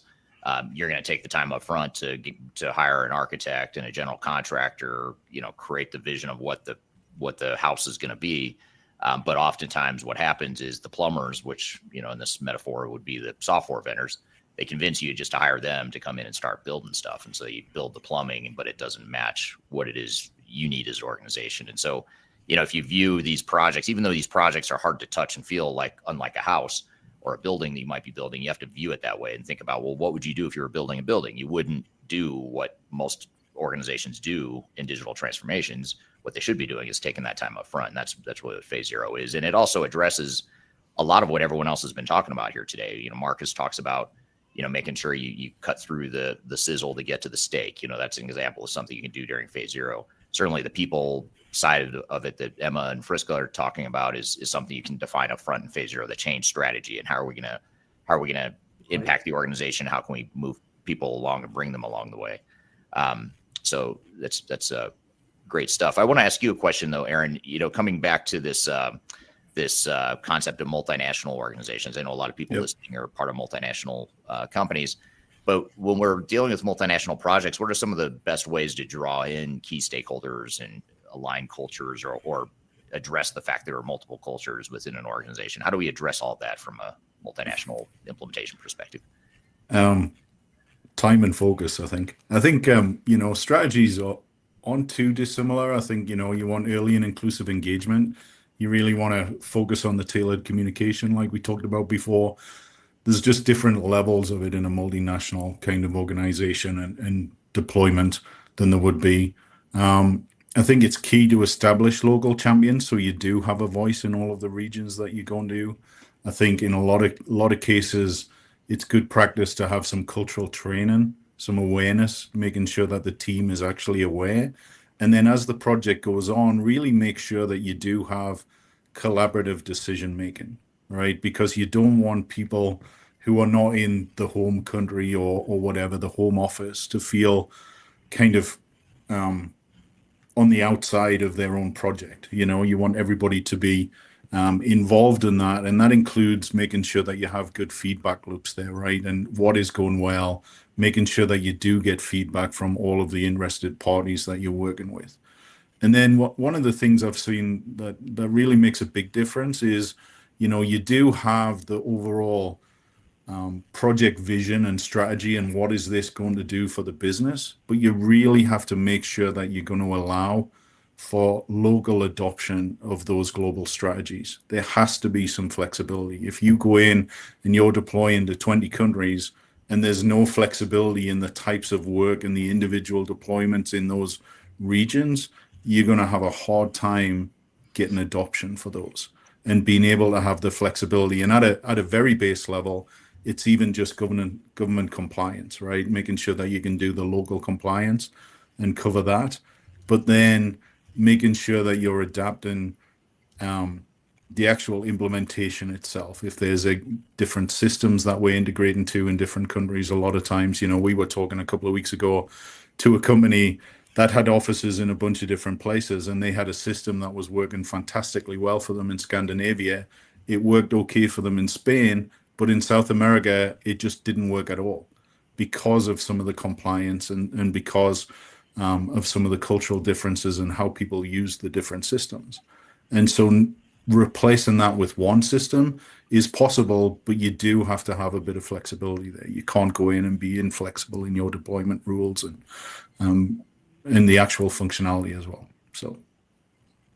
Yeah, and finding that balance of how much do we want to standardize onto a common platform versus leave things somewhat decentralized and independent of one another. Especially if the business case is built on that standardization, right? That's the hard thing. On the one hand, you've got the financial drivers behind the project, but as we've talked about earlier, right, the financial drivers don't mean anything if the end users don't actually adopt the system and use it. They may as well just set the money on fire in the parking lot. Right. So that's right. You have to get the balance. Yes, you have goals to be completely standard throughout the whole organization, but is that ever going to be successful? And if not, where do you have to make and allow the changes to have both a project that meets your overall strategic goals, but then is actually adopted and used? Because you'll never get the first without the second. I'm here with a panel discussion discussing digital transformation lessons from these 6 experts. We've got a lot more to cover. We'll be right back with more discussion here on Transformation Ground Control. Just tell me what you've got to say to me. I've been waiting for so long to hear. I'm excited to share our newly released 2024 Digital Enterprise Operations Report. This free download is available on the Third Stage website at thirdstage-consulting.com. This report is truly packed full of technology-independent and agnostic insights for your project to ensure that you're strategically optimized for success. Download your copy today with the QR code in front of me or visit our website for more details. Hi, this is Eric Kimberling with Third Stage Consulting and your host of Transformation Ground Control. I want to encourage you to read our Guide to Organizational Change Management. It's a free report or free guide that we published. It's one that I actually wrote that talks about best practices and lessons learned as it relates to change management. So as you know, on this podcast, we cover a lot of stuff related to the human sides of change, organizational change management, including training, communications, org design, all kinds of stuff as it relates to change management. So if you're trying to learn more about change management, or you're looking for more direction and ideas on how to get started on your change management strategy and your overall journey, be sure to check out this guide. You can read it by scanning the QR code on the screen in front of you, or in the links below for this particular podcast episode. You can find a link to take you to the page that will allow you to register to go ahead and download that and read it for free. So be sure to check it out. It's the Guide to Organizational Change Management, written by yours truly. I hope you enjoy it. Let me know what you think, and hope you enjoy the rest of this episode.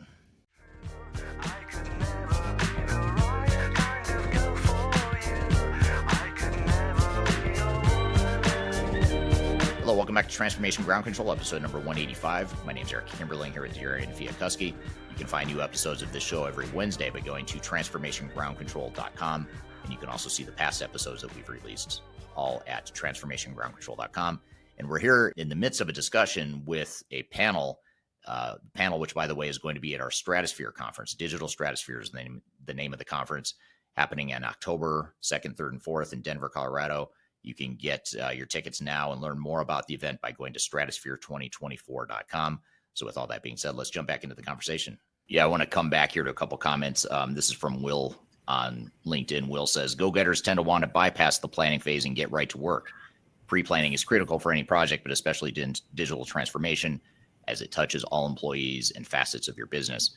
And this is a really good point. I'm glad Will said this, because I think the fact that we do tend to bypass a lot of what Greg and even what you were just saying, Aaron, the reason we tend to want to bypass this is because we're so excited. The momentum's high. We picked this new software. Finally, we have a vision to get rid of our old crappy systems, and things are going to be great. So let's just jump in and start building stuff. And so you end up bypassing that phase zero, thinking that if I do phase zero, that's going to slow me down. Why do that when I can just jump in and start doing stuff? And I would argue, and we've seen it time and time again, if you do that, you're going to take a lot longer. It's going to cost you a lot more than if you just take a little bit of time up front to do phase zero, get a plan in place, have a solid blueprint, and then start building stuff. But I think Will's point is a good one, which is people's intentions are good. I don't think people want to screw these projects up. They're not going out setting out to screw this up. They think they're doing the right thing, and there's usually good intentions behind it. Yeah. Will has just put the exclamation point on your analogy of building a house and inviting the plumber to come in and do their work first, right? Yeah. I want a house with Let's get building. Exactly. I want a house with running water, so let's go get the plumber and bring that. Here's a interesting comment. This is from Horatio on YouTube. Says, "I'm sorry, my people. The conversation's great, but my nephew just had a baby as we speak, so I'm going to go see the digital transformation of processing the new baby's kidney." So that's the beauty of these live streams. Right. We can't compete with biologic transformation. I mean, we just can't. It's baby cuteness. We can't compete with that. Yeah, baby cuteness. We'll expect to see pictures, Horatio, of your baby's cuteness there, your nephew's baby's cuteness. So you get it all here on this live stream. That's what I love about it. You get everything. You get digital transformation. You get cute little babies. I mean, what next? So good. Here's another comment I just want to point out, because I think it underscores maybe the root cause of some of the challenges we're talking about. This is from Sahil on YouTube. And Sahil says, sales comes with a target here in India. If you achieve it, then the next target is even higher, but the person's salary remains the same. And setting aside different compensation plans and cultures throughout the world, if you just look in general, you have to look at incentives. And that's a big part of what I think, Marcus, you were alluding to, is what's the incentive of the people that are trying to sell to you. And you have to just recognize it, take it with a grain of salt. Or, it is what it is. You're not going to change that. But what you can do is kind of see through that and understand that this person's trying to make a sale. So let me dig a little deeper, and so I can work through that. That's sort of self-interest to make sure we're representing our own interests. Yeah, that's exactly right. And I think your interests and the vendor's interests are really kind of at odds at some points in the relationship. And the whole goal of going through that contractual negotiation process is to put everything on the table, so that you guys are very much reading from the same hymnal and understand, these are my obligations, these are your obligations, this is how it's going to go.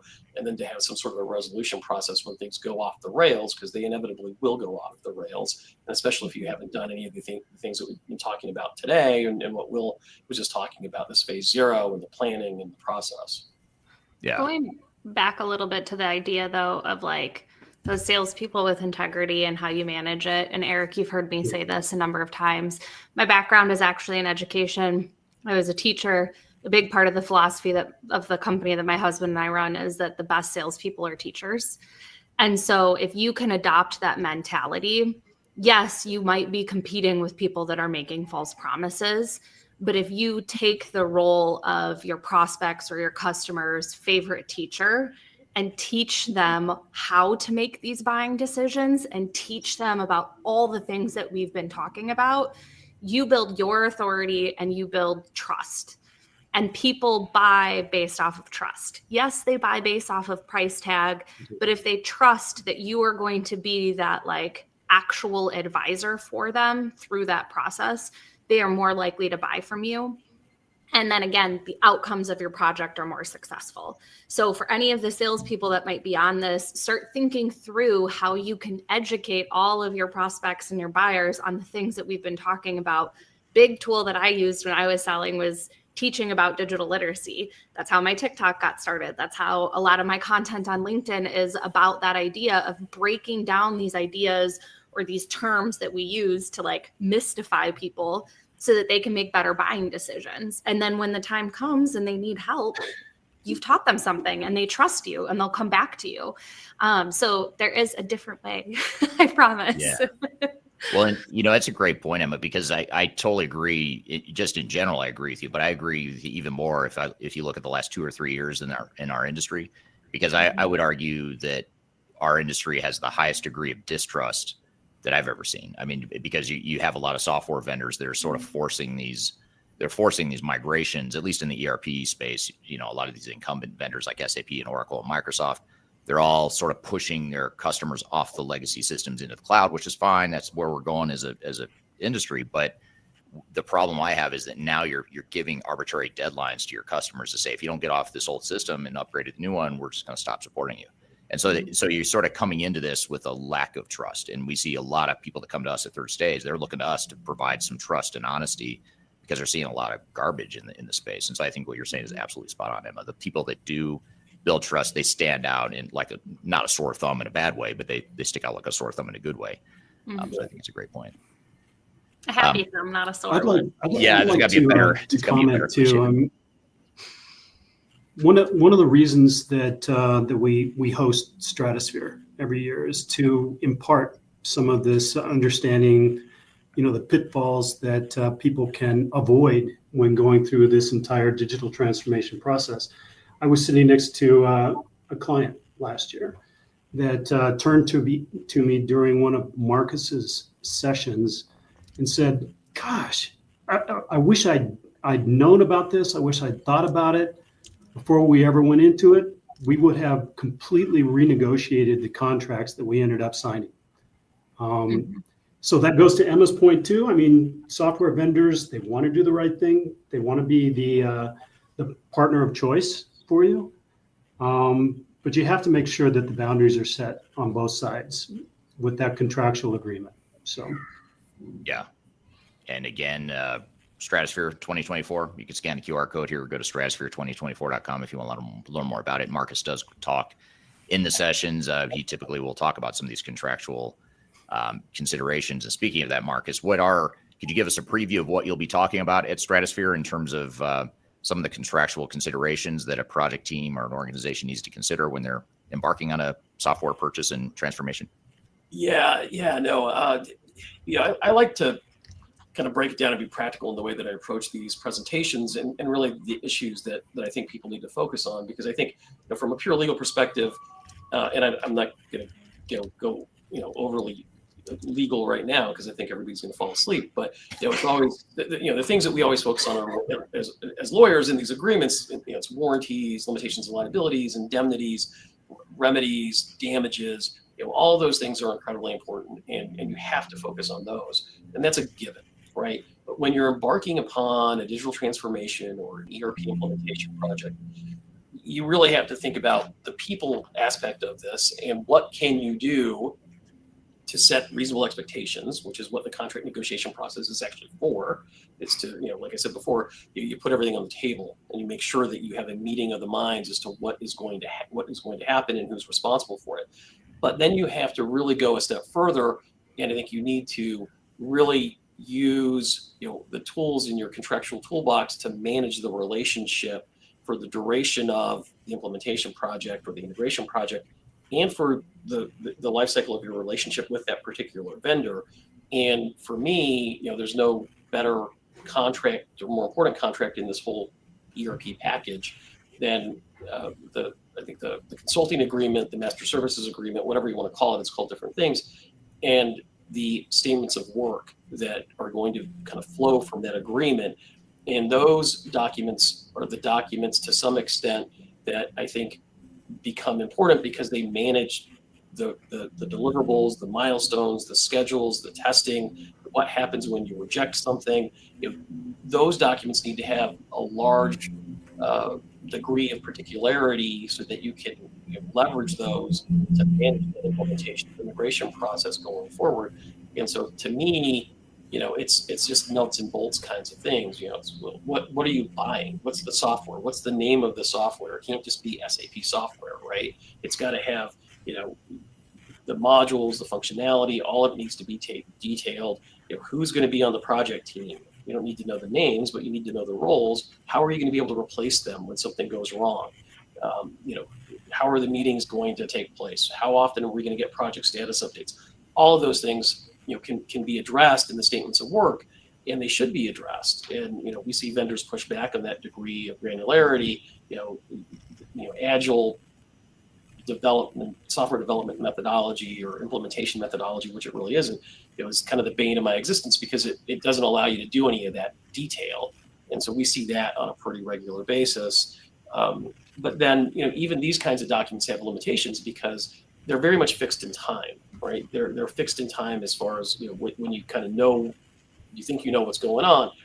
But as that project moves forward, things change, and you've got to have some sort of a dynamic process built in with change order procedures. You want to have a good, solid project plan, which isn't necessarily a contract, but you've got to have a holistic kind of view of all the different moving parts and pieces, and make sure they all function together, and make sure that you've got contractual remedies if something does go wrong. Because you want to, the goal, I say this a lot, is you want to open up your desk drawer, pull the contract out, and you want to be able to point that at them and say, okay, this is what you need to do. This is the problem here. This is actually a complaint. So you don't want to pull this document out because it's a lawsuit, but you want to pull a contract out.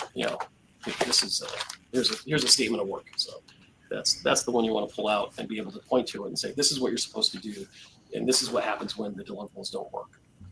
Yeah, very well said. You want to have that well documented, and that's a great way to get everyone on the same page as well. So just to sort of close things or bring it all full circle here, I'll start with you, Friska, on this one. But how do you create an organizational culture that is more accepting of change?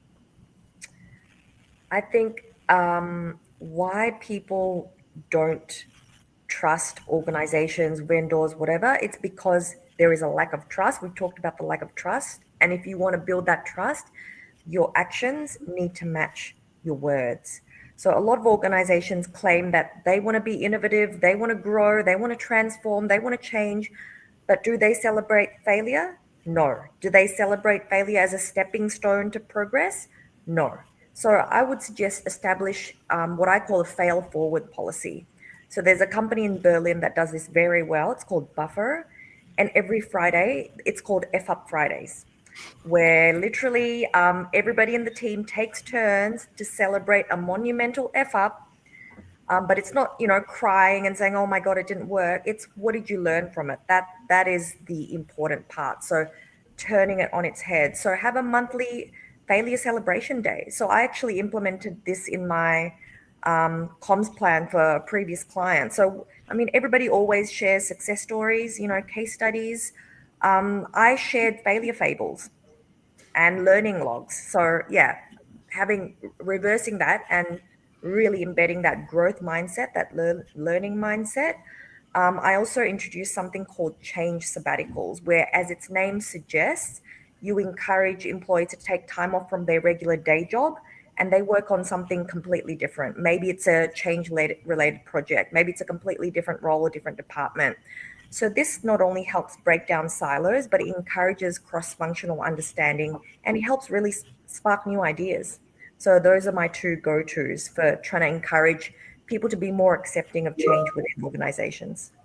Yeah. Well, and that understanding that others fail, it sort of brings you closer to people. You know, it's like, oh, we're all just human. You know, we all do F up at times, and that's okay. Yeah, that's really interesting perspective there. So, well, this is great. I know we can talk for hours, and I would love to. It would be a fun exercise. But in the interest of time, we'll wrap it up here. But real quickly, just as a closing a question for a couple of you here. I'll start with you, Greg, on this sort of bonus question. But what are you most looking forward to at Stratosphere, or what have you most enjoyed at past Stratospheres? You've been to several now. You know, the exchange of ideas. So you have people that are just a phenomenal group of technologists on the software vendor side that tell about what is coming next, how they are tackling AI in the ecosystem, as an example. And you know, we put together a marvelous group of people last year that just really came to understand how to make things better when they returned to their organizations and they continued with their digital transformations, or even just, you know, change management as really a focus. That's what you can hope to gain from this.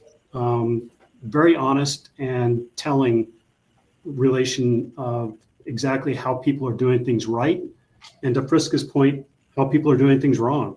So celebrating that F Up Friday, I guess. But yeah, and also the peers, you know, just having other people that are in the same shoes as organizations that are going through this change. I find that, you know, they learn just as much from each other as they do from some of the great speakers we have there. So it's great to hear from all six of us and all the other speakers we're going to have there. But there's something about just commiserating or exchanging ideas peer to peer that's super powerful, and it's actually really fun to watch. I enjoy it, and that's where I learn the most too, is just by listening to two CIOs in the hallway talking about their projects or whatever. How about you, Marcus? What is it you Taft Law has sponsored every Stratosphere we've done from the very first one back in 2018. So tell us what you most enjoy about it and what you hope to get out of it. Yeah, we find a lot of value in this particular conference, and it really is the educational experience that I get personally from the other speakers, the nuance, just kind of the 360 view that you get, because, you know, as an attorney, you're kind of siloed as far as, you know, your participation in the process, and it helps me to really provide more well-rounded advice to my clients as they're going through this process. And I think, you know, it's the learning experience from certainly the speakers, but then learning from the attendees. And, you know, one of the things that you guys have been really good about is highlighting, you know, customer successes, and they tell why they were successful. They talk about the challenges that they faced, and so that's always a good learning experience as well. And I always enjoy the networking events and the bands and the parties. So it's a fun time as well. Yes. We have an 80s tribute band, which is amazing. You're going to say calling out Eric's love for 80s music. Yeah, you didn't see the wall behind me here. Don't forget the band. Yep. Yeah. Clearly, I love 80s rock, and there is an 80s tribute band that'll be there that Thursday night. But it is great networking. It's a lot of fun. We try to pack in a lot of content, but we also try to pack in a lot of networking and fun and good food as well. So hopefully you can join. And again, if you can't be there in person, you can also join virtually, and you can hear all six of us, as well as about a dozen other speakers that'll be there. So be sure to join. Again, you can scan this QR code right here, stratosphere2024.com, or just scan the QR code right next to me. All right, great conversation. Really appreciate having this dream team of panelists and speakers here all in one place. I wish we could do that more often. That's a lot of fun, having that conversation with this group. So much fun that we've got some follow-up we're going to build on here and debrief on here in just a moment. But first, we're going to take a quick break. We'll be back with more Transformation Ground Control.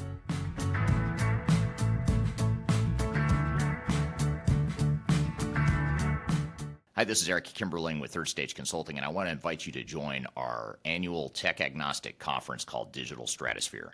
Digital Stratosphere is a conference that features some of the industry's brightest minds, greatest thinkers, and it's a great opportunity to network with peers, other industry people, other CIOs, other project team members that are going through digital transformations or ERP implementations. We've got a great lineup of speakers this year. It's a 3-day event, a lot of great entertainment, networking opportunities. I'll be there as one of the keynote speakers, along with some of my favorite speakers in the industry as well, both within Third Stage Consulting, but also outside the company as well. So I encourage you to check it out and learn more. You can go to stratosphere2024.com to learn more about the event. You can see the agenda, the way it's shaping up, and you can see some of the past testimonials of people that have attended. And the event is October 2nd through the 4th, 2024. It's going to be based in Denver, Colorado, downtown Denver, beautiful downtown Denver in the fall, which is a great time to visit Denver if you haven't been. Again, stratosphere2024.com. Check out the agenda. Check out our early bird pricing for passes. And the other beautiful things, if you can't be here in person in Denver, which we hope you can, but if you can't, you can also join remotely as well. We have virtual passes available as well, so you're able to join from wherever in the world you might want to join from. So stratosphere2024.com, check it out, and I hope to see you there. The last thing you want to have happen is for your digital transformation to end up in court. I've been doing this for 20 years and I have seen everything. My name is Marcus Harris. I'm a software and technology attorney focusing my practice on drafting and negotiating software-related contracts and litigating software disputes across the country. Feel free to reach out to us at taftlaw.com. We'd love to talk to you about the litigation process and what you can expect.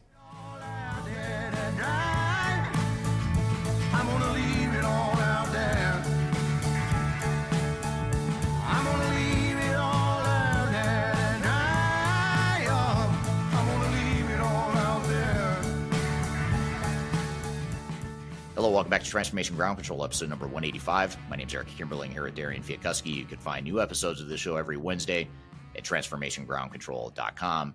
And Darian, we just had this great panel discussion of speakers, or some of the speakers that we're going to have at our Digital Stratosphere conference, which you can register for, learn more about at stratosphere2024.com. What were some of your questions, thoughts, or takeaways from that panel discussion? Yeah, it was a great discussion. It made me even more excited than I already am for Stratosphere. I feel like there's going to be so many great topics talked about at the conference, and a lot of learning is definitely going to be done. So if you are interested, make sure that you check that out. But also, Eric, I want you to give us a little bit more of a preview of what we're going to be seeing at Stratosphere. So those were the first panel, or a small panel of who's going to be there. But could you also name some of the other people that are going to be there and what maybe some of the other topics are going to be as well? Yeah, we've got some really cool, some great speakers. So we have a couple that come to mind, and actually we weren't able to get them on this panel discussion due to scheduling conflicts, but they are going to be physically at Stratosphere. But one in particular that I'm really excited about is Jan Baan. And Jan Baan is the founder of Baan Software, and he's since started 2 more enterprise tech companies. He's still in the industry running another tech company called Rapid, which is sort of a low-code, no-code platform development software sort of a firm. Really interesting company based out of Holland.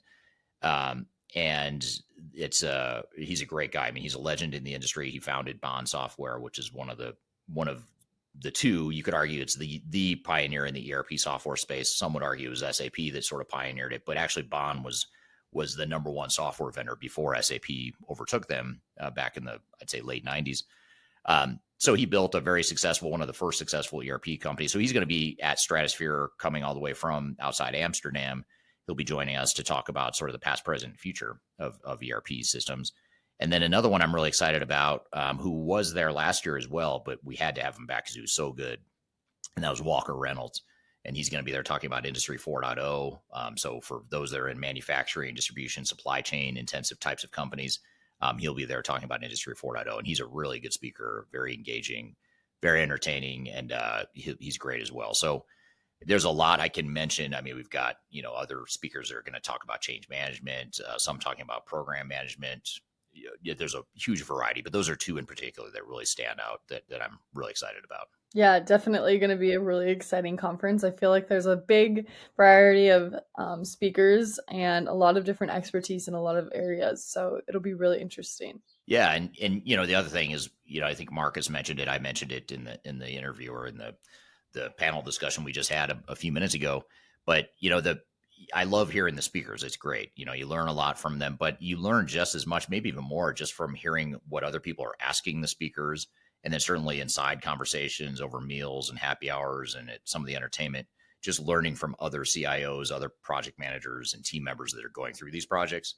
You learn so much just sort of like understanding their position and their battle wounds and the things they're struggling with. It's hard to replicate that. I mean, it's something that's really hard to just teach even in a presentation setting. You sort of have to have these one-off conversations to really understand some of the stuff they talk about. So that's one of the benefits as well. And of course, it's a lot of fun. We try to make it fun. We pack in a lot of content, a lot of information, but we also pack in networking and fun stuff. The 80s concert being one of them. So yeah, it's a great time. I am biased for sure because it's our event that we host every year, but it is a ton of fun. Yeah, absolutely. And like you said, entertainment, there will be a concert there. So if you're liking some music, that'll be fun. But a good time for sure, and something that I'm looking forward to and would love to see all of our audience there. Absolutely. Likewise. And they can go to stratosphere2024.com to learn more about it and register. Use the code EARLYBIRD to get the 20% discounts. So be sure to do that and get your ticket before they're gone. Yeah, absolutely. But I'm really excited to kind of get into this next section here, which was where we're going to play a YouTube video for you guys about frequently asked questions that we get. So Eric, do you want to kind of explain what this YouTube video is about before we get into it? Yeah, so we recently published a YouTube video on my YouTube channel that dives into some of the most common questions that we get about ERP implementation. So we thought it'd be cool to create a YouTube video that covers, I think there's 5 different questions, or the top 5 questions that we get. And we thought we'd roll you this clip and see what follow-up questions you all have, or what additional questions you might have. And certainly would love to hear your responses to some of these questions in the comments below. So let's jump into it. We'll roll the clip here of some of the frequently asked questions that we commonly get from and related to ERP implementations. When should requirements gathering begin in a digital transformation? That's one of the most common questions we get. Well, the simple answer to this is you want to start requirements gathering as soon as possible, as early as possible in the project. You want to start defining at least your high-level business requirements and your most important business requirements. And this should ultimately happen before you evaluate and select new technologies. Now, in a perfect world, you would actually define all of your business requirements, which maybe there's hundreds or thousands of those requirements.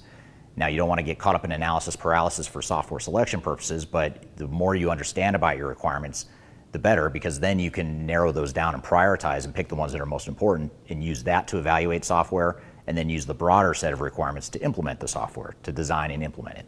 So whichever route you take, you want to make sure that you start your requirements gathering as early as possible in the process, at the very least dealing with your highest priority requirements first.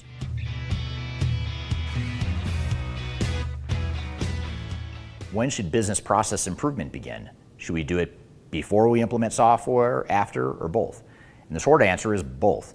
Ideally, what you want to do is define your future state at a macro level, sort of that level 1 and 2 of a 5-layer process map.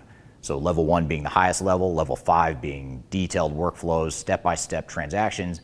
For evaluation purposes, for choosing new software, you probably just want to go to level 1 or 2, because that's going to give you a framework for guiding vendors through the demos and the business requirements that you'll use in your RFP and your evaluation process. So if you can define at least level 1 and 2 business processes during your evaluation, then when you get to select the software, that's where you start to get down to level 3 and 4 to define a little bit more detail of what you want your processes to be, and ultimately during the design of software with your software vendors where you'd get down to level 4 and 5. Now, one of the pitfalls that organizations fall into is vendors convince them not to worry about level 1, 2, 3, but just go straight to level 4 and 5 and wait until you pick the software before you get to that. And while there is some truth to that, you don't want to skip over levels 1 through 3. You want to define that sort of agnostically of the software so that your business process framework becomes the foundation for how you implement and design your level 4 and 5 processes. But regardless, you want to do a hybrid approach, typically where you start with your business processes early on at a high level for your evaluation, get into a mid-level of detail during the blueprinting and planning phase of your project, and then a more detailed level 4 and 5 level of detail when you start designing and building the actual software itself.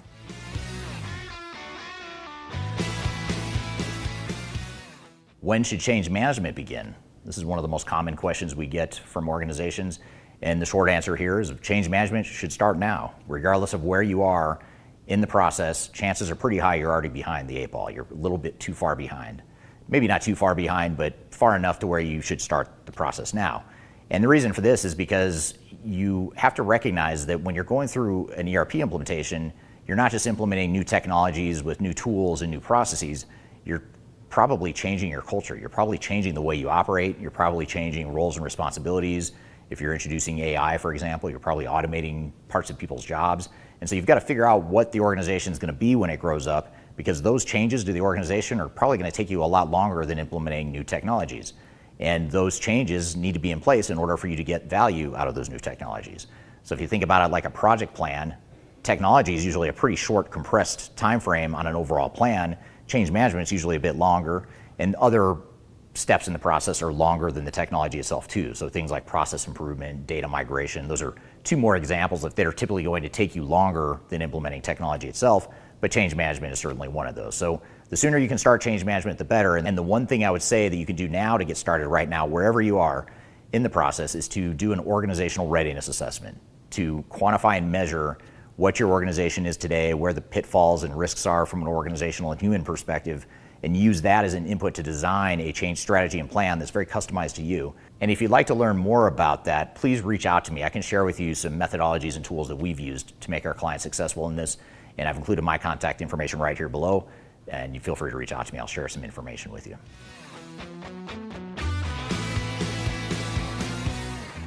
Why do ERP implementations fail? This is one of the biggest million-dollar questions in this industry, one that's been studied and discussed for decades now.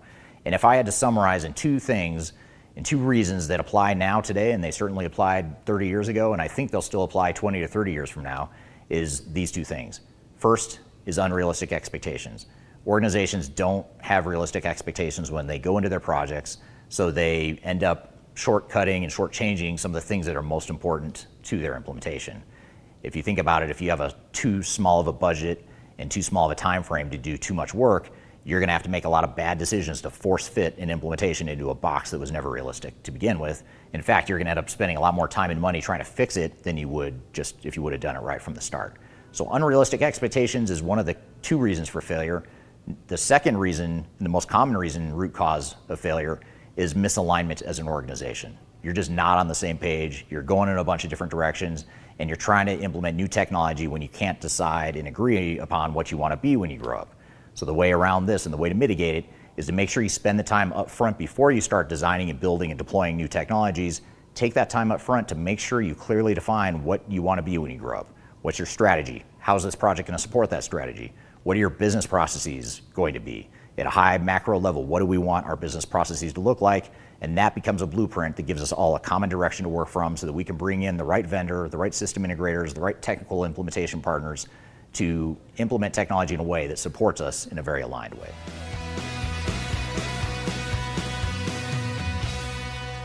Can my system integrator be a one-stop shop for my entire ERP implementation? That's one of the biggest questions we get in ERP implementations. And I would say, yes, they can, but it's a terrible idea. So the reason for that is because system integrators are very focused and specialized, as you would hope they would be, on technology. They know the functionality, they know how to configure it, they know how to integrate it, they know how to design it and build it and test it and all that stuff that's really important to an implementation. But if you think about it, it's just one work stream within a broader project. Outside of what a system integrator does, you also have to have organizational change management and changing the culture and the processes of the organization. You have to have business process improvements and defining and designing your new processes. You have to have integration between systems and data migration and things that are not necessarily related directly to the software you're deploying. And then over it all is program management. You've got to have a program management team and a governance and framework that manages all those different work streams, including your systems integrator. And the reason you don't want your systems integrator to be a one-stop shop is because you, the client, need to own the overall implementation, and you want to leverage and lean on your systems integrator for what they're good at, but not necessarily everything else. So those are some of the most common questions we get from ERP implementations. We're going to continue to build on some of those threads and questions here in just a moment, but first we're going to take a quick break. We'll be right back with more Transformation Ground Control. Sets off an unsuspecting hurt, and as you step back in the line, If you are involved in any sort of digital transformation or business change initiative, you will want to download the Digital Transformation Report. With its comprehensive overview of business and technology trends and best practices, this report is a must-have guide for any transformation project or executive team. Download this free report by visiting Third Stage Consulting at thirdstage-consulting.com. You can also visit our website to learn more about us or download independent reports, videos, and other best practices. Again, visit thirdstage-consulting.com today to learn how you can take your transformation to the third stage of success. Are you looking for ways to promote your product or service to enterprise technology decision makers and influencers throughout the world, like the ones who listen to this podcast? Major Tom Productions creates media, events, and influencer marketing for B2B technology providers. Our productions are exciting, educational, disruptive, and effective. Most importantly, they create results. Our content is unlike any other in this industry, engaging, influential, and trusted by technology buyers and influencers throughout the world.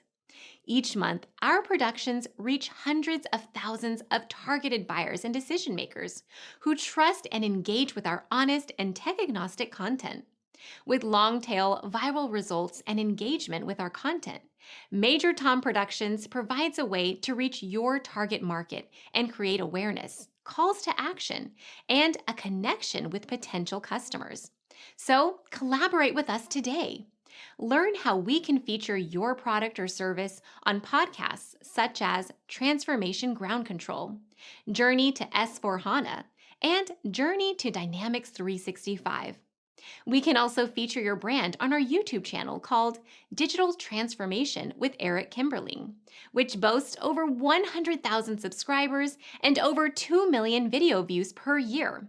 You can also participate in our in-person events, including our Digital Stratosphere Conference. Contact us today to learn more. We can tailor a marketing campaign that works for you. We look forward to helping more people learn more about and become engaged with your brand.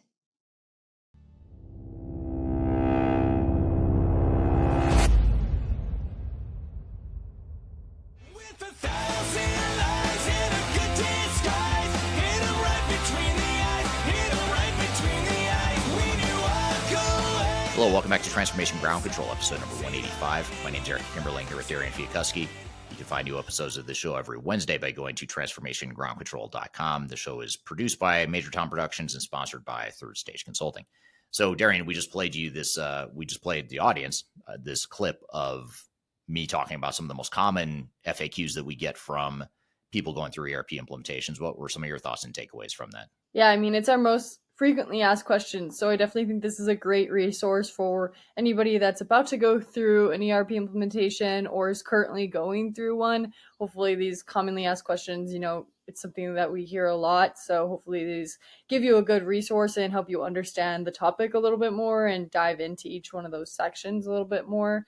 But Eric, I want to kind of maybe help our audience even understand further by following up with you for a couple more questions just to build on each of those topics. So the first one is, how do you prioritize requirements when there are conflicting needs from different departments? Oh, that's a great question. And that happens all the time, or not all the time, but very, very frequently that happens. You get conflicting requirements from different departments. So how do you decide? And I think, first of all, you've got to back up and make sure that before you ever start defining your requirements, that you've defined sort of what the priorities of the project are overall and what the vision for the project is. And oftentimes when you don't have those things clearly defined and when people don't understand what the vision and priorities are for the project, they end up sort of just battling amongst themselves for what they think is the most important, or they just want to keep things the way they've always been and they want to replicate the old way of doing things. So there's a lot of root causes of why that happens. And part of it is not having that vision and clear goals and objectives laid out and priorities laid out for the project. The other part of it is change management. If it's a resistance to change that causes that sort of conflict, which it often is, it's because you aren't focused enough on the people side of the equation in tackling some of those change management issues. So I think the key is start out from, at the very beginning, make sure you've got a clear direction and vision and priority setting for the project and make sure that's clearly articulated and shared with the team But then when it comes down to it, and you still are going to have some conflict potentially at the lower levels of requirements definition, that's where the project governance comes in, and you have to escalate. If a project manager doesn't have the authority or the knowledge to make a decision of which is quote unquote the right answer, then potentially maybe that needs to be escalated to the steering committee. So you've got to have good governance for how you vet through and prioritize and approve requirements, because you don't want to be too flat or democratic or unanimous about how you define requirements. You can't make everyone happy. So how do you make those tough decisions of making those trade-offs? And that's part of the governance, making sure you've got that set up. Yeah, for sure. That makes sense. The next question to kind of expand on here is, how do you balance the need for detailed process maps with the risk of becoming too bogged down in too much detail there? Yeah, it's, it all depends on where and when you're doing the process maps. If you're doing as is, then yeah, you don't want to overanalyze the way things are, but you do want to understand what you're doing today, because you need to understand what it is that's working that you want to preserve. What is it that's not working that you want to change? And you also want to understand what the impact of the organization is going to be. So you do need to spend some time on the current state, but you don't need to get into super detailed analysis there. You also, during the evaluation phase of selecting software, you do want to define your future state to some degree, but you don't want to spend a ton of time re-engineering your processes before you've ever selected the software, because you don't know what the technology is. Having said that, though, you can define, and you should define, a certain amount of business process detail, knowing that you're going to go fill in a lot of the gaps and a lot of the details once you know what the technologies are. So one way I always suggest thinking about it is, if you're defining your future state, you haven't yet selected the software or started implementing the new software, you want to define how your business should work and how you want it to work, regardless of what technology you're using. And once you get to the point where it's going to depend on what technology you're using, then you stop there and say, okay, I'm not going to go down into more detail here because I don't know how that software is going to work. But we've at least laid out what our end-to-end processes should be, what we want it to be. And we can use that as a framework to choose the software we want. And then we can go iterate and add more detail once we know what technology we're using. For sure. The last follow-up question here I have for today is, what should clients look for in a system integrator to ensure they're getting a specialized and focused approach? Yeah. So I think the key is to understand the team that you're bringing on from your system integrator. That's probably even more important than the actual name of the system integrator. It's going to be the name of the resources and the actual team members that are going to be on your team. So that's the one thing I'd do. I'd also make sure you understand why, not understand why, but validate why this SI is recommending certain roles and team members, because a lot of times they'll put too many people on a project that you don't necessarily need, or they'll put too many people on the project too soon to where the meter's running, they're making more money, but you're spending money and wasting money when you don't need to. So really asking a lot of whys, understanding the timing and the roles of the different team members. That's really important. And maybe in challenging and pushing back is okay. You can push back and say, why do we have 20 people full-time on this project starting tomorrow, or whatever it is. You want to be able to take enough ownership and hold your SI accountable to where you have those honest conversations, so that A, you understand what's happening and why it's happening, and B, that you're really being careful and a good steward of your resources and your budget and your time and all that good stuff. For sure. Definitely some good resources there. Hopefully that answered some of the most commonly asked questions, or any questions that somebody watching may have from this of this topic. So hopefully that was really helpful to our audience today. Yeah, absolutely. Yeah, and I appreciate everyone's comments here and questions. Appreciate the panel discussions, all of our guests there. Appreciate you, Darian, for co-hosting as always. And again, you can find new episodes of this show every Wednesday. Keep an eye on this website, transformationgroundcontrol.com. Every week when a new episode comes out, you can find it there, transformationgroundcontrol.com. You can also find all the past episodes, all 184 previous episodes prior to this one, you can find out there as well. And you can also subscribe, listen, watch on whatever platform you want just by going to transformationgroundcontrol.com. And also be sure not to forget to register for our Digital Stratosphere Conference coming up October 2nd, 3rd, and 4th in Denver, Colorado. You can go to stratosphere2024.com to learn more about that and to register. Use the discount code EARLYBIRD, all lowercase, one word, and you'll get 20% off. So be sure to check it out. Hope to see you in Denver in October. So hope you all have a great week, and we'll see you next week on the next episode of Transformation Ground Control. Take care.